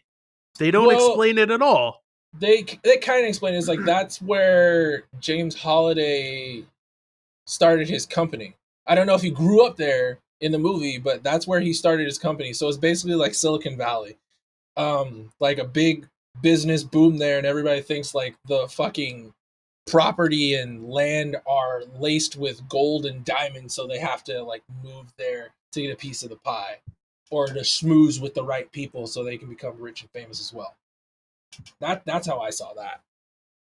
Yeah, I mean, I didn't understand it. I think it just made everything easier for them because, like, that's definitely like so. Like, Parzival is supposed to be from Oklahoma City. Mm-hmm. Artemis lives in Canada. Oh, so she does live in And shit. Oh, I went there. savage. And H lives, I want to say Texas, but don't quote me on that. So like they come from fucking everywhere. Yeah. Get together. And like Daito and Shoto are from Japan. Why are they in Ohio? And that's the worst part is like Ohio's not even a recognized melting pot of different cultures and people as well. Definitely not. No. Yeah, so I mean, whatever, it's fine, it's cool. Like it's like you just gotta take it as it comes. But I mean, by itself as a movie, like it's a fun ride, as Jordan said. But it could have definitely been done better. Instead of, how can I put this?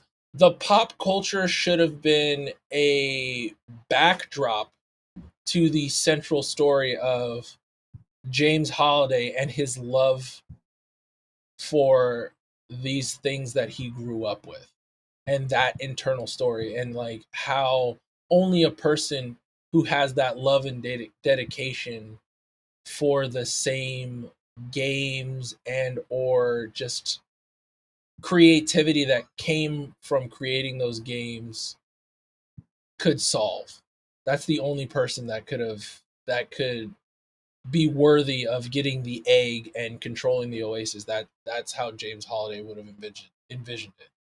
Like I feel that was lost in the movie. I will agree with that 100%. Like the little information and footnotes that you told me about the book, I was like, yeah, that would have totally been better. That would have totally built the world up a lot better and made the characters way more fleshed out. Because like Parzival was just like, okay, you idolize James Holiday. I was like, why? Because basically everybody idolized James Holiday. Everybody treated him as a god because he created the Oasis. Like basically, like everybody idolizes Bill Gates, Steve Jobs, uh, Tesla, guy who owns Tesla, Elon Musk. Like those Yep. people, like they idolize them, but they don't really get them. You know what I mean? Right. Yeah. So I get what you're saying, and I totally, because we've had this conversation about why you disliked the movie the first time you watched it, and like after watching the movie, going over it and talking to you about like the changes or the different ways that it's handled in the book, I totally get it and understand. It's I feel that way about certain adaptations that you've heard from me as well. So Right. So let me ask you guys this. What is your favorite part of the movie?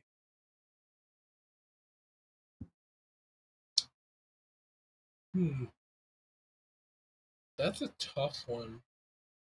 I think my favorite part of the movie is probably the Shining part. It's either that or the final push in the big battle, Mecha Godzilla versus the RX 78 Gundam.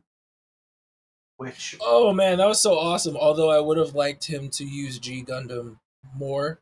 Shining, oh dude. my god! If they would, I mean, I get it. Shining, like the Shining Gundam, is more iconic to the Gundam series and is basically the poster Gundam. It wasn't for that around in the series. '80s though. I get it. I understand, but I don't fucking care. Because let me tell my you this. God, let me dude. put this nugget in your head. How awesome would it have been if Homeboy was meditating that whole time? He's like, all right, I'm ready. I choose G Gundam. And like that 30 seconds is ticking down. And he says the monologue that Domo says when he releases Shining Burning Finger in Mechagodzilla's chest. A very small percentage of moviegoers would have goosebumps. Myself and you included. No, that's the thing. That's the thing. You wouldn't even have to know the context of what that Gundam is from to get goosebumps from that monologue. Oh my God. Like straight That up, would be- go into the Gundam and just show Daijo in like the truck doing the monologue and like slashing around. It's like, my love, my anger, my trust, my everything. You know what I mean? Like, you feel that. You don't even know the context of it, and you will feel that monologue. That shit is amazing. And I thought it would have been way better, in my opinion.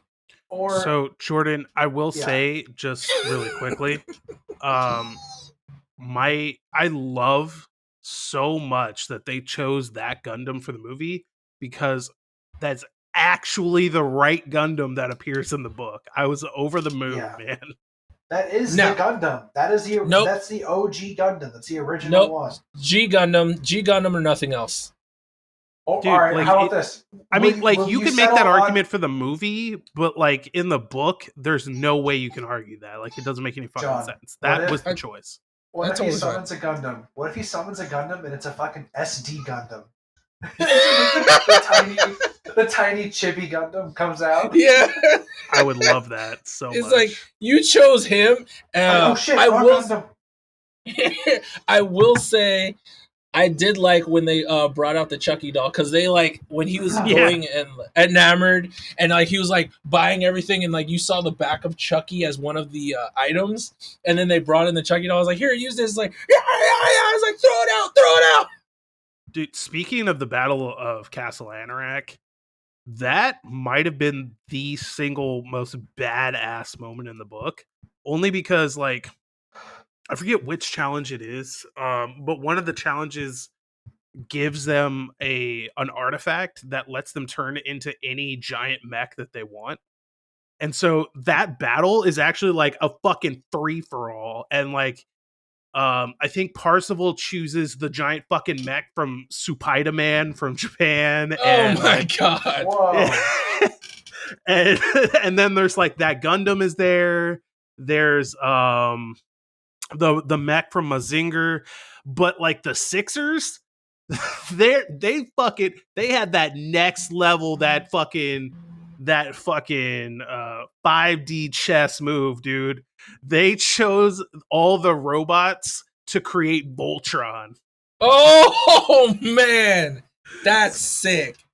That's freaking sick. I don't know how I reacted. I was like, oh yeah, I got this badass mech, and then I see Voltron form. I was like, Dude, log out. Sorrento, now. I know, dude. Sorrento's just sitting up there looking at these giant fucking robots like, y'all got smooth brain, dude. I'll show you how it's done. Oh man, I will say Mech Godzilla was a very good choice for the movie. I will admit that. Like, he was terrifying. That was also accurate, actually.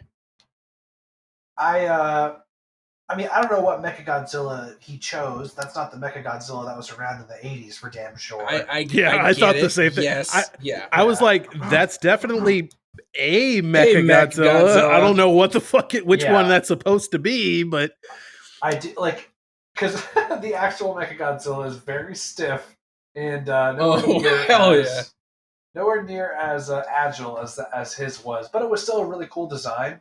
I do still believe that even if it was only for 2 minutes, the Gundam should have kicked his ass pretty quick. But you know, whatever. Really? Okay. All right. I can taste the salt. I love Jesus Christ.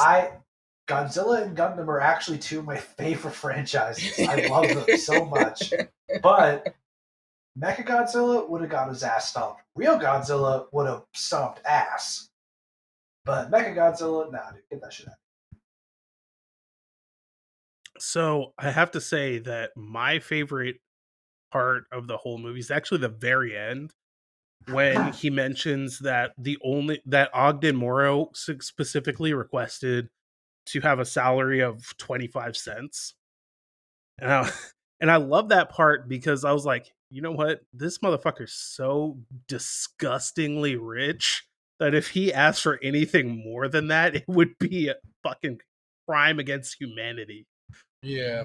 Dude, this dude is so fucking rich that in the book his wife Kira is obsessed with Lord of the Rings. So he buys a fucking mountainside in the middle of the country and recreates the elven home realm from Lord of the Rings for her. What the? They were like, experts guess that it cost him somewhere in the neighborhood of $200 billion to make. Oh, is that all? The fuck out of here, dude. If you take a salary more than a quarter, you're a fucking piece of shit.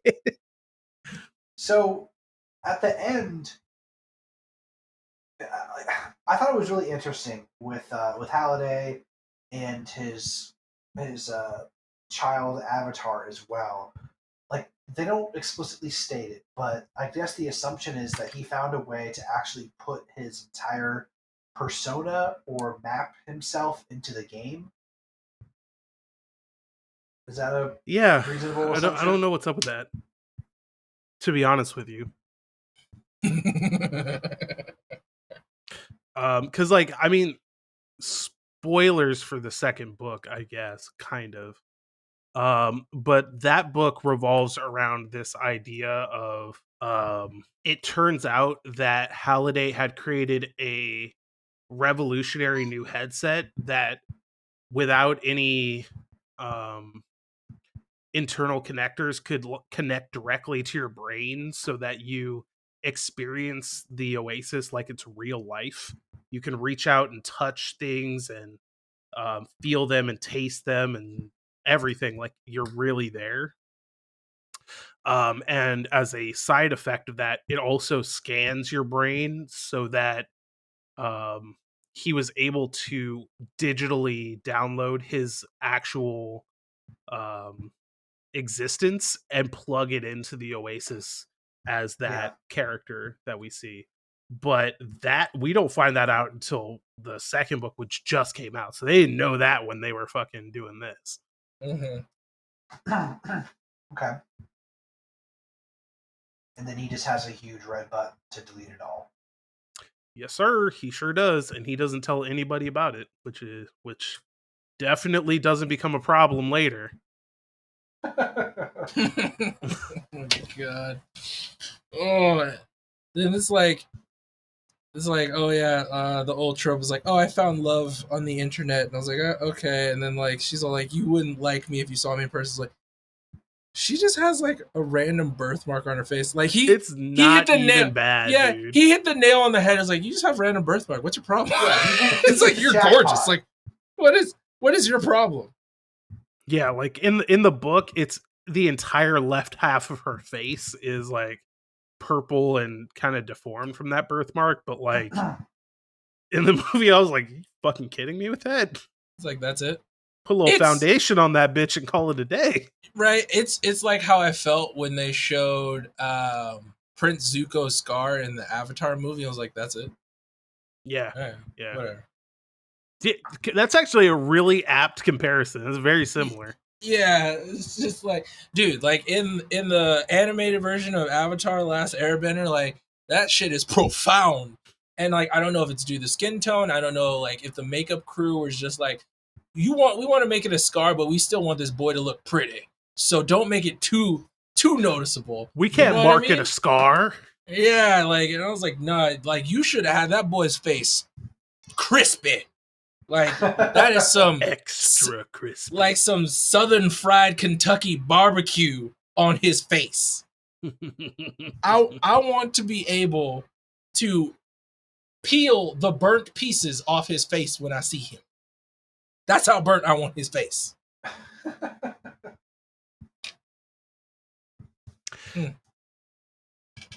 thought that I took some notes here, just of the lore and the Jordan I love and his notes. I love the general world building. They mention the bandwidth riots, and they're like, after the bandwidth riots, that people just became apathetic and they decided to try and ride it out. I thought that was so uniquely American. But of course, that is definitely something we would do. Like Dude, they my would riot favorite over was not having enough bandwidth, and then they my were like, favorite "Whoa, was like, the as we corn lost." syrup droughts. Oh yeah, it's like fructose corn syrup, the thing that we put in everything. It's gone, so the whole world goes into chaos.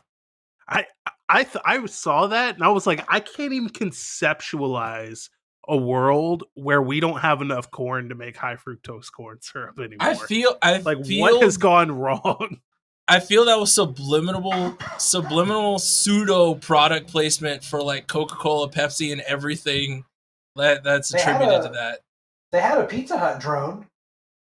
I thought that was awesome. Yeah, they did. Nobody have a wanted that. drone. Nobody wanted that. That was super subtle advertising that I appreciated.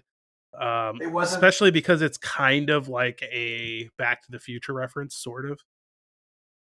Kind of. No. But also, Pizza Hut is garbage pizza, so nobody wants that shit. Damn right it is. Pizza Hut trash pizza is passable. No, it's not actually. How dare you? Pizza Hut is super not passable. Sorry. And people are like, "Oh yeah, they're wings. Oh yeah, the wings." Like, fuck that. Why would I? No, Wingstop is good. Wingstop is good. Which is First of all, Pizza Hut is Wing Street. Get that right. Isn't Wingstop it is Wing owned by Street. the same company? Not that I know of. And if it is, they need to basically help out Wing Street at Pizza Hut because them shits suck. Wait, it's just matted on sauce and shit. This is not what I thought I was gonna find. Apparently, I don't know if it's just one or if he has multiple. But fucking Rick Ross. Oh yeah. Okay, I already know what you're about to say. Yeah, Rick Ross owns a decent amount of Wingstops around the country. Bro, he loves him some lemon pepper wings. So do I. I can tell, dude. Just watch some videos. Oh my god, yeah. Wings. I swear to God, he makes a call out to lemon pepper wings in like a good 40% of his songs. So fucking hilarious. What's funny is I love their dry rubs too. Like the lemon pepper is super good. The Louisiana rub is one of my favorites. Ooh, it's so good. I could have sworn. I don't know why I swore this, but I thought they were owned by the same company, but I guess I'm wrong. Nah, dude. There's very few things that I'm passionate about, even to a fault, and Dean will tell you this. But like straight up, if Pizza Hut had bomb wings, I would have been all over them shits. Or if they were owned by Wingstop, I would have been all over that shit. Because Wingstop has my favorite fries, not for the potatoes and how they cut the fries, but for the seasoning. That seasoning is fucking crack. Definitely better than that bullshit they give you at Burger King. Why you gotta say that, man? Because they don't use salt. They don't know what salt even is. I'm trying to have an amicable conversation with you. And you're just about the fact they got no salt. You're gonna bring that up. I'm talking about good ass fries, and you're just gonna bring back your pain to try and start a fight. Are we or are we not talking about fries? Talking about fries. Okay, then. Is it or is it not apt to bring up a different kind of fry? I mean, yeah. I mean, you're not. Okay, then. So let's talk about the fact that Burger King don't use no salt on their fries. How about we talk about the fact that we both hate In-N-Out's fries? Let's talk about that. It's fine. Oh, In-N-Out is garbage front to back. We don't have to talk about their fries. Like, they got garbage burgers, they got garbage shakes, they got garbage fries. They're decent, just not at the level to where people will murder a fucking toddler to get in line for their burger. Not to get a burger, to get in line for a burger. They're definitely better than Burger King. You got them on that one. Jesus Christ. So, this is not important, but their moniker for their stock, like their acronym is WING. I just thought that was pretty baller. I mean, oh my! You got to pick a moniker. That's the one you roll with. Yeah. I thought that was damn. Now I'm in the mood for some fucking pizza. No, screw that. I want wings. I'm gonna have carnitas sliders tonight. Carnitas sliders. So okay. King's Hawaiian sweet rolls. If I may circle us back to this movie, can we Hell just no. talk about? Can we just talk about for a second that this movie, that this all kicks off? They say in the movie on December 8th, 2025. Motherfucker, we gonna be living in the Oasis in 5 years. No, don't be trying to sell that. I mean, no, actually, we're pretty not that far off. Like with Oculus, PlayStation VR. What year was it? Was it 2019 where it was like the virtual reality boom, where like it was like 3 different companies were selling VR tech? Like That would have happened 2018. when PlayStation entered the market, which is when did? All right, let's find out. PlayStation Because VR. there was 3 major VR. There was the Oculus. There was Yep. the PlayStation one. Google Yep. had their And own the little other one mini is Yep. what's the third one? I It's know the third one was Oculus. just as big as Oculus. I forgot what it was called. The Vive. The Vive. Vive. Yeah, that's right. Yeah. HTC. When did this shit come out? PlayStation VR launched in 20. God damn, I'll just go off memory. I thought it was like That was 2017, 2018. 2018. 2016. So What? that came out in 2016. Oculus. What? Okay, hold up. Rewind. What the fuck?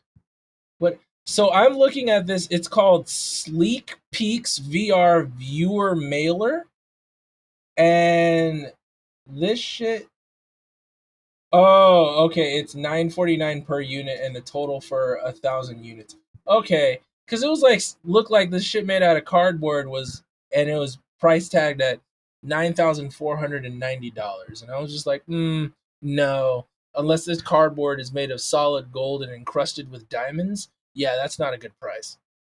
So the year that you're looking for is 2016 because Vive and PSVR came out in 2016. Got it.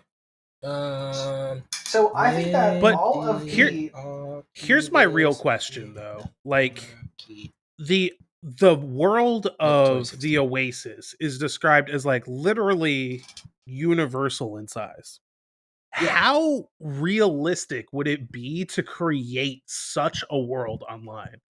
Like, I feel like that's It the would limiting factor, not VR and our ability to experience it. It would be no. I think that if you want my opinion, right now we have I'm asking all the for it. technology needed to actually do that. Will it be Yeah. Will it look as good as the movie displayed it as? Probably not No. that good, Not but even close. it would be an entirely cloud first experience. You would need a really good latency or low latency connection, and your headset would just be peripheral and screen, and it would essentially be a glorified Stadia or pick your streaming platform at this point, right? Yeah. Yeah, but like we're talking about an extraordinary amount of data. Like Yeah. a To world's worth of data. Like, I mean, To We're- process that amount of data is not going to be hard, especially with the new SSD cards. Have you seen the new SSDs? Those things look like sticks of RAM, and they are writing at like so 10, 15K. So let me set the stage for you because the movie just doesn't do this bullshit justice. Let me like actually lay this out for you in a way that might be more beneficial to this conversation. So the Oasis is millions of planets that are all unique, not to mention there are always more being made, and the actual space between them, like they're not right next to each other. There's real space between them. And if you go to the end of the Oasis, like where the simulation literally ends and there's nothing beyond it, it will create more space. Like what's that Procedurally called? generates. Correct. It procedurally generates more space and more planets as you continue to travel throughout it. So what you just On- described On top of the fact that you have to maintain the data for every single user. Yeah. What you just described was No Man's Sky. Yeah. No. I mean, No on a Man's grander, Sky. on a grander scale, yes, but what But- you just described is No Man's Sky. Well, first of all, No Man's Sky is all procedurally generated. It's not all procedurally generated. But more importantly, it is mostly, yes. way, way, way, way bigger than that game. Yes. Yeah, No Man's I Sky get that. is the But- like No Man's Sky is the crayon drawing to the It's the tale of two cities that is this movie. You know, like yes, Right. yes, I get it. But there what is I'm a saying, huge leap there, but the concept would be the same. exactly, that's what I'm saying. When was So And actually, my question, No Man's my Sky question is, kind of is a lot like, better. 2016? So that was 4 years ago that No Man's Sky was, and like everything you just described was in No Man's Sky. All they would have to do is apply it with better tech. first of all, no, man. Like you're still not. Like you're talking about this on the most fundamental level possible. Because like you have to remember, they focus on it heavily in this movie. Planet Doom exists. Planet Doom is all of Doom. Every Doom game that's ever existed is in there. Every Doom movie is in there. Every Doom novel is in there. The Oasis is like the internet as a whole, as a game. Yes. Yeah. That's actually the best way that I can describe it. It'd be like if you could jack in directly to the internet and experience it as like a place. But now Yes. imagine every effort from every developer that's currently working on video games. Funnel that to a giant coordinated effort to just build this one unified area.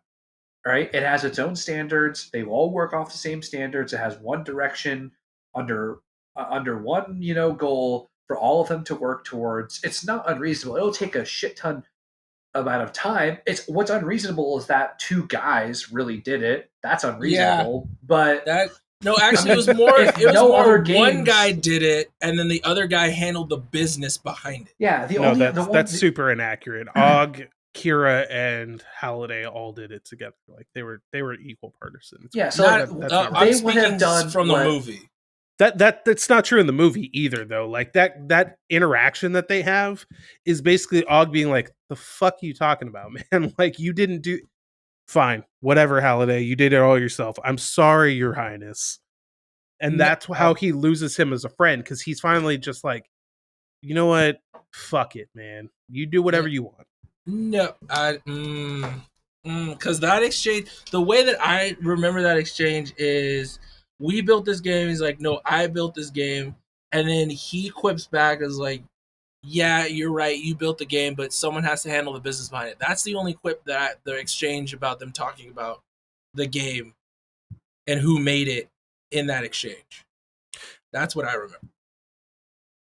Maybe I missed that specific dialogue, so maybe you're right. But I will tell you as like additional context, like they did all do different things. Part of it because Halliday's no artist. It doesn't matter. The point is, like, even 3 people building this game all by themselves is completely fucking unrealistic. It takes hundreds of people to make one AAA video game that's 6 hours long. And it takes them like 10 years. Like the fact that these fucking guys built the Oasis by themselves in a lifetime is unbelievable. Yeah, but back to your point and your question, like, I'm not saying that it's like, oh yeah, it's just totally easy. I'm saying the concepts are there. Honestly, the only hurdle, not the only hurdle, but the major hurdle is, as you said, is processing and maintaining all of that data transfer and like finding units to house that. But we have cloud storage, but like there's no way it could handle that much data transference nanoseconds throughout the day. But this is my real question because like to your point, Jordan, that it would be like playing an online video game via Stadia or whatever. That game still exists somewhere. It exists on Google server somewhere doing whatever. Theoretically, if this were real, wouldn't the Oasis have to actually exist somewhere? Like, can we Or are you saying that it would be the only way that this could work is if actually even if we built it as like an infrastructure to replace the internet, like the assets for everything still has to exist somewhere. All Yes, the but you original don't have game to. files all have to exist somewhere. Yes, but you don't have to have these things being rendered simultaneously. You can have them being dormant and just capture changes. They do it Yeah, in but Animal Crossing. we're talking about like the entire world uses this all the time. So almost everything is being rendered all the time.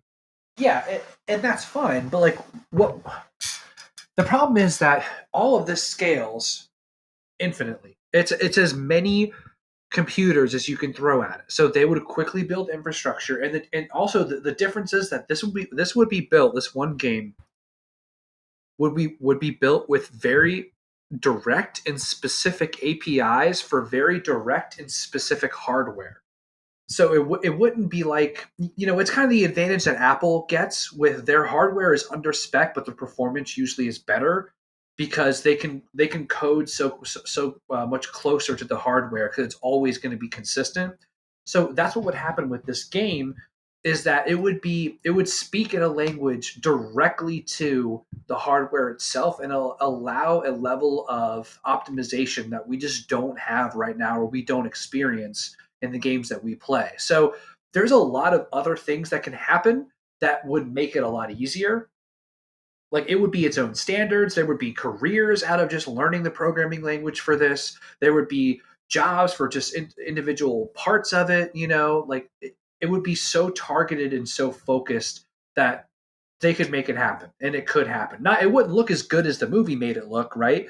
But on current hardware, it definitely is possible. Maybe not like millions of planets right now, but I'll give them a few dozen, few hundred planets maybe.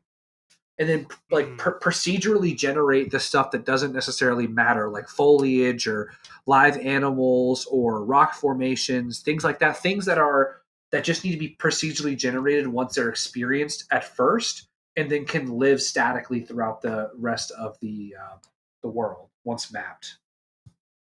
I'm optimistic. So you're saying there's a chance? Yeah. I think that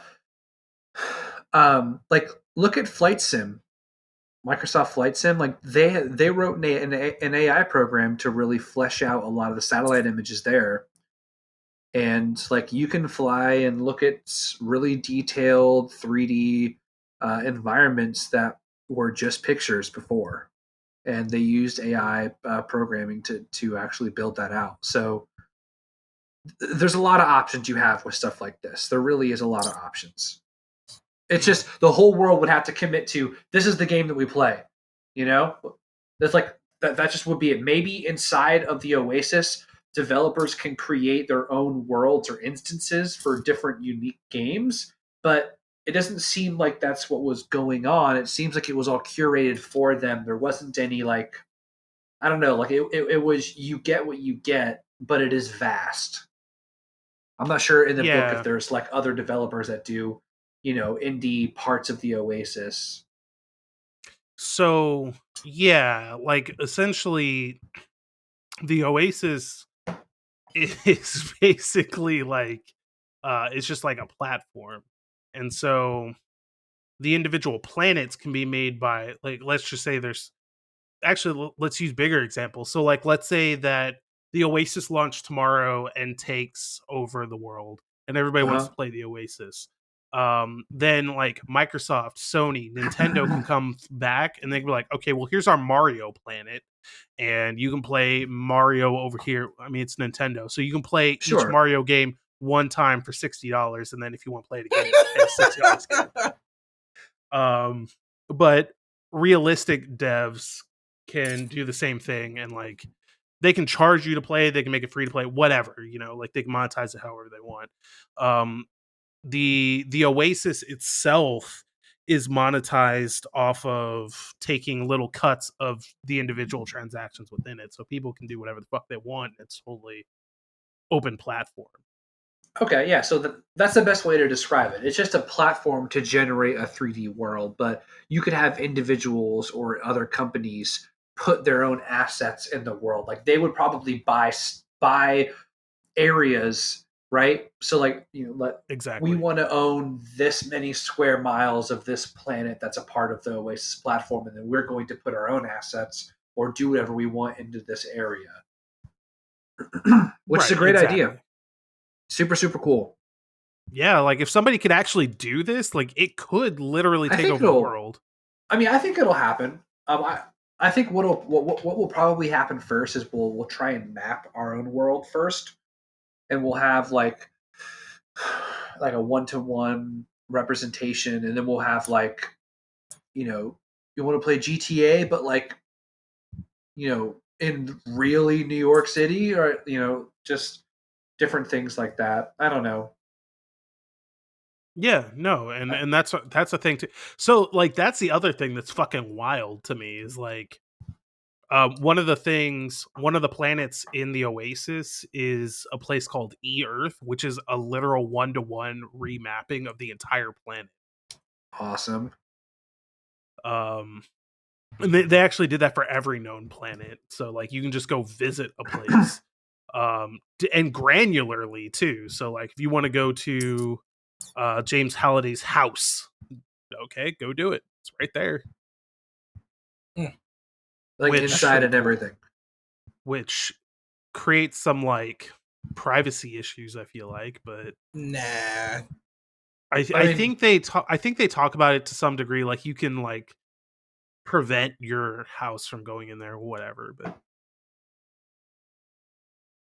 yeah, that'd be weird. And then to keep it updated, they'd have to always be scanning for changes like weekly or something. It'd be weird. Yeah. Like it'd be super weird.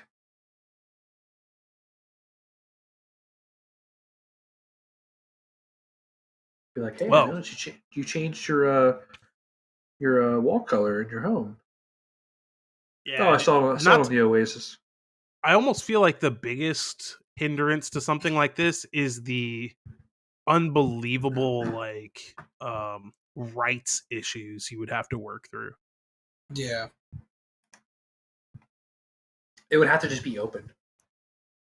Like there's in our current system, I don't see how it would ever work, but obviously it's just open to do whatever they want. And Ready Player One. Yep. Well, because like they specifically talk about it in the books and such as like it's totally open, or rather like everything is there. I got lost in your comment, but like everything is on there. So like they show you in the movie, like there's a Minecraft world, there's a Doom world, there's a Kurt Vonnegut world, there's all like anything, absolutely anything. It's all there. And like in my head, I'm like, that's your biggest issue, dude. Like, how the fuck do you get the rights to all that shit? You don't. You have, I mean, like you have to build a platform in which the rights holders retain their rights, even though it's on there somehow. I don't know how you do that. Maybe you charge a fee to get to that planet or something that goes directly to them. Or the Oasis becomes so popular that these companies have no choice but to not enforce their copyright. Yeah. Yeah, and I think that's kind of the idea, because like they describe it in the book where like public school is there. Most businesses do their work in the Oasis. Basically everything runs through this. To the point where like they were talking about if he actually hit that red button, they predict that it would possibly cause the end of humanity, because they just the absolute devastation that it would do to the entire planet is immeasurable. Like on like an economical, emotional scale, like just everybody's just like, all this hard work, dedication, gone. Can't get it back. I mean, never like do it again. It would be like, imagine if somebody had a big red button and then every cent in America was just gone. Nobody has any money anywhere. Like, well, we are fucked now, guys. Seriously. And actually, So- now that I think about it, that might even be a bigger barrier to this kind of thing happening, where like you just can't put all your eggs in one basket like this. Mm-hmm. Well, I mean, without government intervention, this is all private. There's no way. Even with government, with government intervention might be worse. Can you Well- imagine if the government was involved in something that controls everything? Well, I mean, think about it. You mean like my that's, ISP? That's such a That's such a huge risk. I don't see how they wouldn't get involved.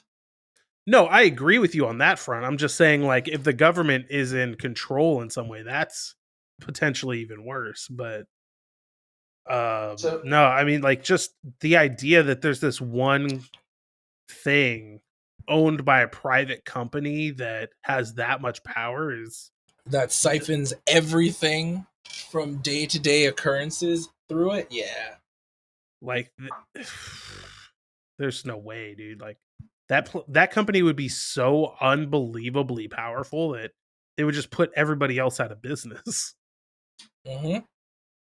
So random, but the Iron Giant, that's not 80s. That's 1999, right? I'm looking Yes, at it sir. right now. So it's just anything from the 80s and 90s is where he got most of it, right? In the movie, Yeah. Halliday? well, isn't maybe Actually, I guess Age made that, so I guess that's not really something Halliday created. yeah, I guess that's true. So You're both But wrong. then again, like there's not, other than The Shining, there's nothing specific to Halliday that means anything anyway. I don't think, because they have The Shining. The first trial is just a race that's totally irrelevant to everything. Like there's nothing special about that race. And then the third trial, I guess adventure. I guess. yeah. Eh. Oh, Meh. also a Rubik's Cube to turn back time? That I didn't get like how that The connects, Zemeckis but cube, that's so fucking Yeah. funny, dude. I Because was like, Robert Zemeckis is the director of Back to the Future. I get it now. But why make it a Rubik's cube? Because Zemeckis and Rubik's are kind of similar, and they wanted to make it funny. Okay. Got it. Okay. All right, I'm on board for that. After I go through and explain every last bit of it to you, oh, okay, now it's funny. Yeah. Like No, again, yeah, like it's like that's why it's like lost on me. It's like, I mean, I can't put two and two together, so I can't see why like that was done or why it'd be funny. So I mean, I do think that the Shining, the second key part, is my favorite part. I love that ending fight in the battle, but the Shining part is just so. Maybe because we just watched it last month or 2 months ago ish. I can't believe you don't have a comprehensive knowledge of when we recorded every single episode, Jordan. Jesus Christ. I'm losing them now. I'm losing them. There's been a lot. You lost them a long time ago, dude. You couldn't remember our very first episode. What was it? No. Nailed it. Paper Mario, baby. no. What if I got that wrong? I'm looking through my notes now, see if there's anything else that I wanted to talk about. Jordan and his notes, people. They're useful. Good. Just a lot of bitching about how everyone's in Columbus. They're in Columbus too. I thought it was a really awesome idea that when they hacked Nolan as he was like exiting the game and they tricked him. I thought that was really clever. I like that part a lot. Doesn't make a whole lot of sense when you think about it, but it was interesting. You know what else is interesting to me about this movie? Like, if this was real, This is like the world's craziest pay to win game ever made. Yeah, I guess. I mean, that's what the IOI was trying to do. 100%. Literally, Like for pay to win. $500 billion, like you're damn right there's going to be crazy Yeah. companies like that trying to murder people for Oh it. hell yeah, dude! That's not even, that's without question. That's like The- fuck the world money, dude. Mm-hmm. Oh, $500 billion. Like I can't even conceptualize $1 billion. You literally can take like 1 billion of that, put it in a savings account, let that accrue, and like that'll pay off your taxes on your money, and you can just spend as frivolously as you want for the rest of your life and not go through that money. It's so Dude. stupid. Dude, like $1 billion is so much fucking money. It would probably pay for your taxes without interest. Yep. Like that's I was gonna say extraordinary, but that's not even a strong enough word. I don't think my lexicon is big enough to give a word that describes how much money that is. So stupid. There's a lot of experiments and like models about like if you had $1 billion, like how that matches up. Like people have like, oh yeah, this is like they've drove, and like this is the distance of $1 million, and then they just start driving cross country. It's like this represents $1 billion. I don't think they could, because like I posted a video a while ago that this one creator on YouTube that I like did, where he did exactly what you just described. Like he drove to see like how far it is, and it took him like an hour and a half to get there. Yeah. My favorite way to conceptualize 1 billion is in time. So like you know how long a second is, you know how long a minute is, right? Well, you know how long 100 minutes is. You may even know how long 1,000 minutes is, right? How many hours. You can easily wait that long. Well, seconds. Let's do seconds, not minutes. 1,000,000 seconds is 11 days, right? And it's like, oh, shit, that's a lot, but it's not unreasonable. 1 billion seconds is 31 years. Like, that's how large of a gap that there is. It's impossible for us to conceptualize $1 billion, right? Like, to even think about it. But it's so fucking much, dude. Yeah, it's crazy. How much is a trillion? How many seconds is a trillion? He's all touching. You hear his mic just rubbing against it. A trillion seconds is 31,000 years. Oh, is that?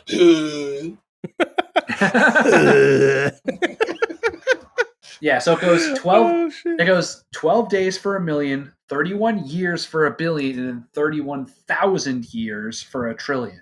These gaps are no joke. Yeah, that is the definition of exponential. Wait, what's a quadrillion? Nobody has that much money, Jordan. Stop it. I know. What's after a quadrillion? You're just going down a fucking rabbit hole. Wait, what's this? Quintillion? Quintillion, then sextillion, and then Sextillion? Is it sex? I'm just guessing. I'm guessing on that octillion. one. I know 8 probably. Yeah, is easy. octillion would be right. Nonillion, I'm guessing, would be 9. 10. I got nothing, man. I got nothing for you on that one.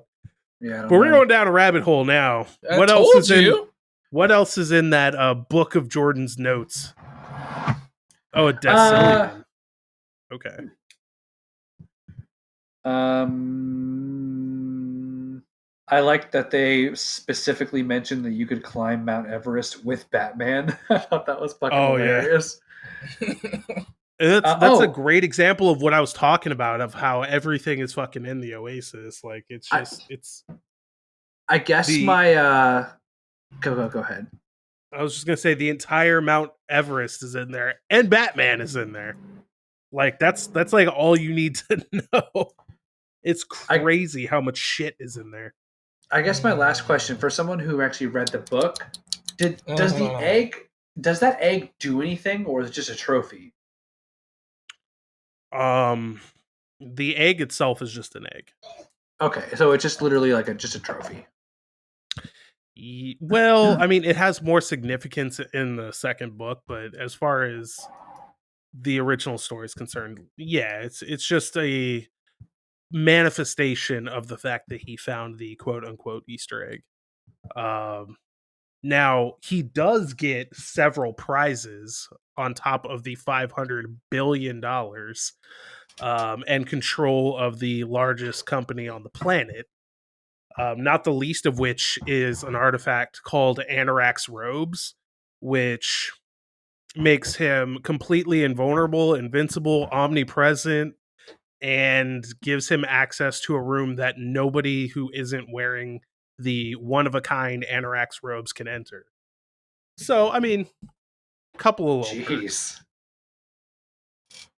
It'd be hilarious. After all of that, he's standing in the Oasis with the robes and with all of his OP gear, and he's like, dude, endgame content sucks.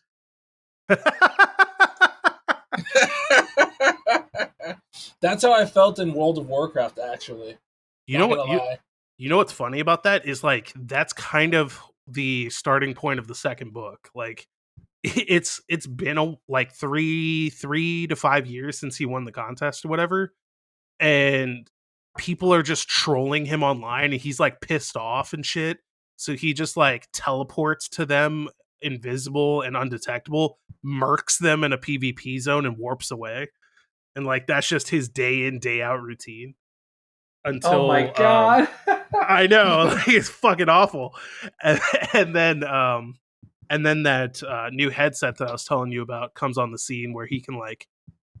And so, like, the biggest thing with the new headset is it gives them the ability to record memories in a way. So, like, let's say that you went to Disney World, because of course you would, and you record that with one of the headsets.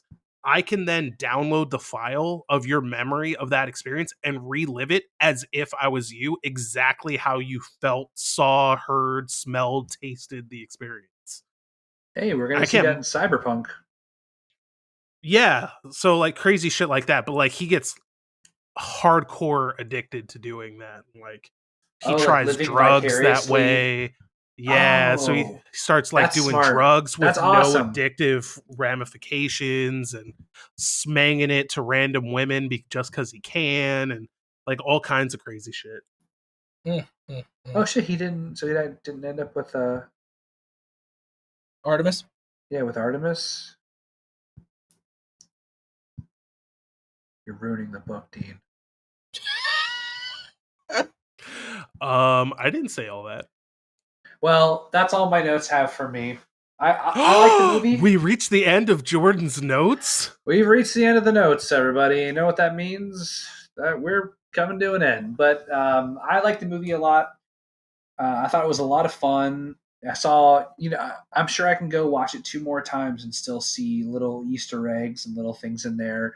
It kind of broke my heart that they had like at that time when the movie came out, those Ninja Turtles and not the classic Ninja Turtles. Whatever, that's if that's what you got your license. Then I'm just happy that Ninja Turtles are in the game.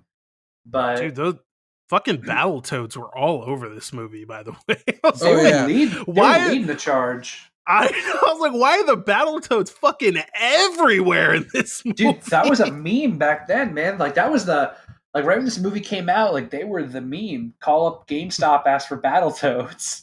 You got Battletoads and Mudkips. Yeah, that's classic shit. That's a boomer. Oh my god, memes dude. Right there.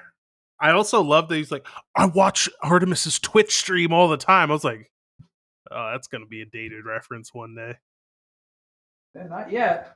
It's more relevant now than ever, actually. Yeah. How you doing, Twitch? How's everybody doing out there tonight?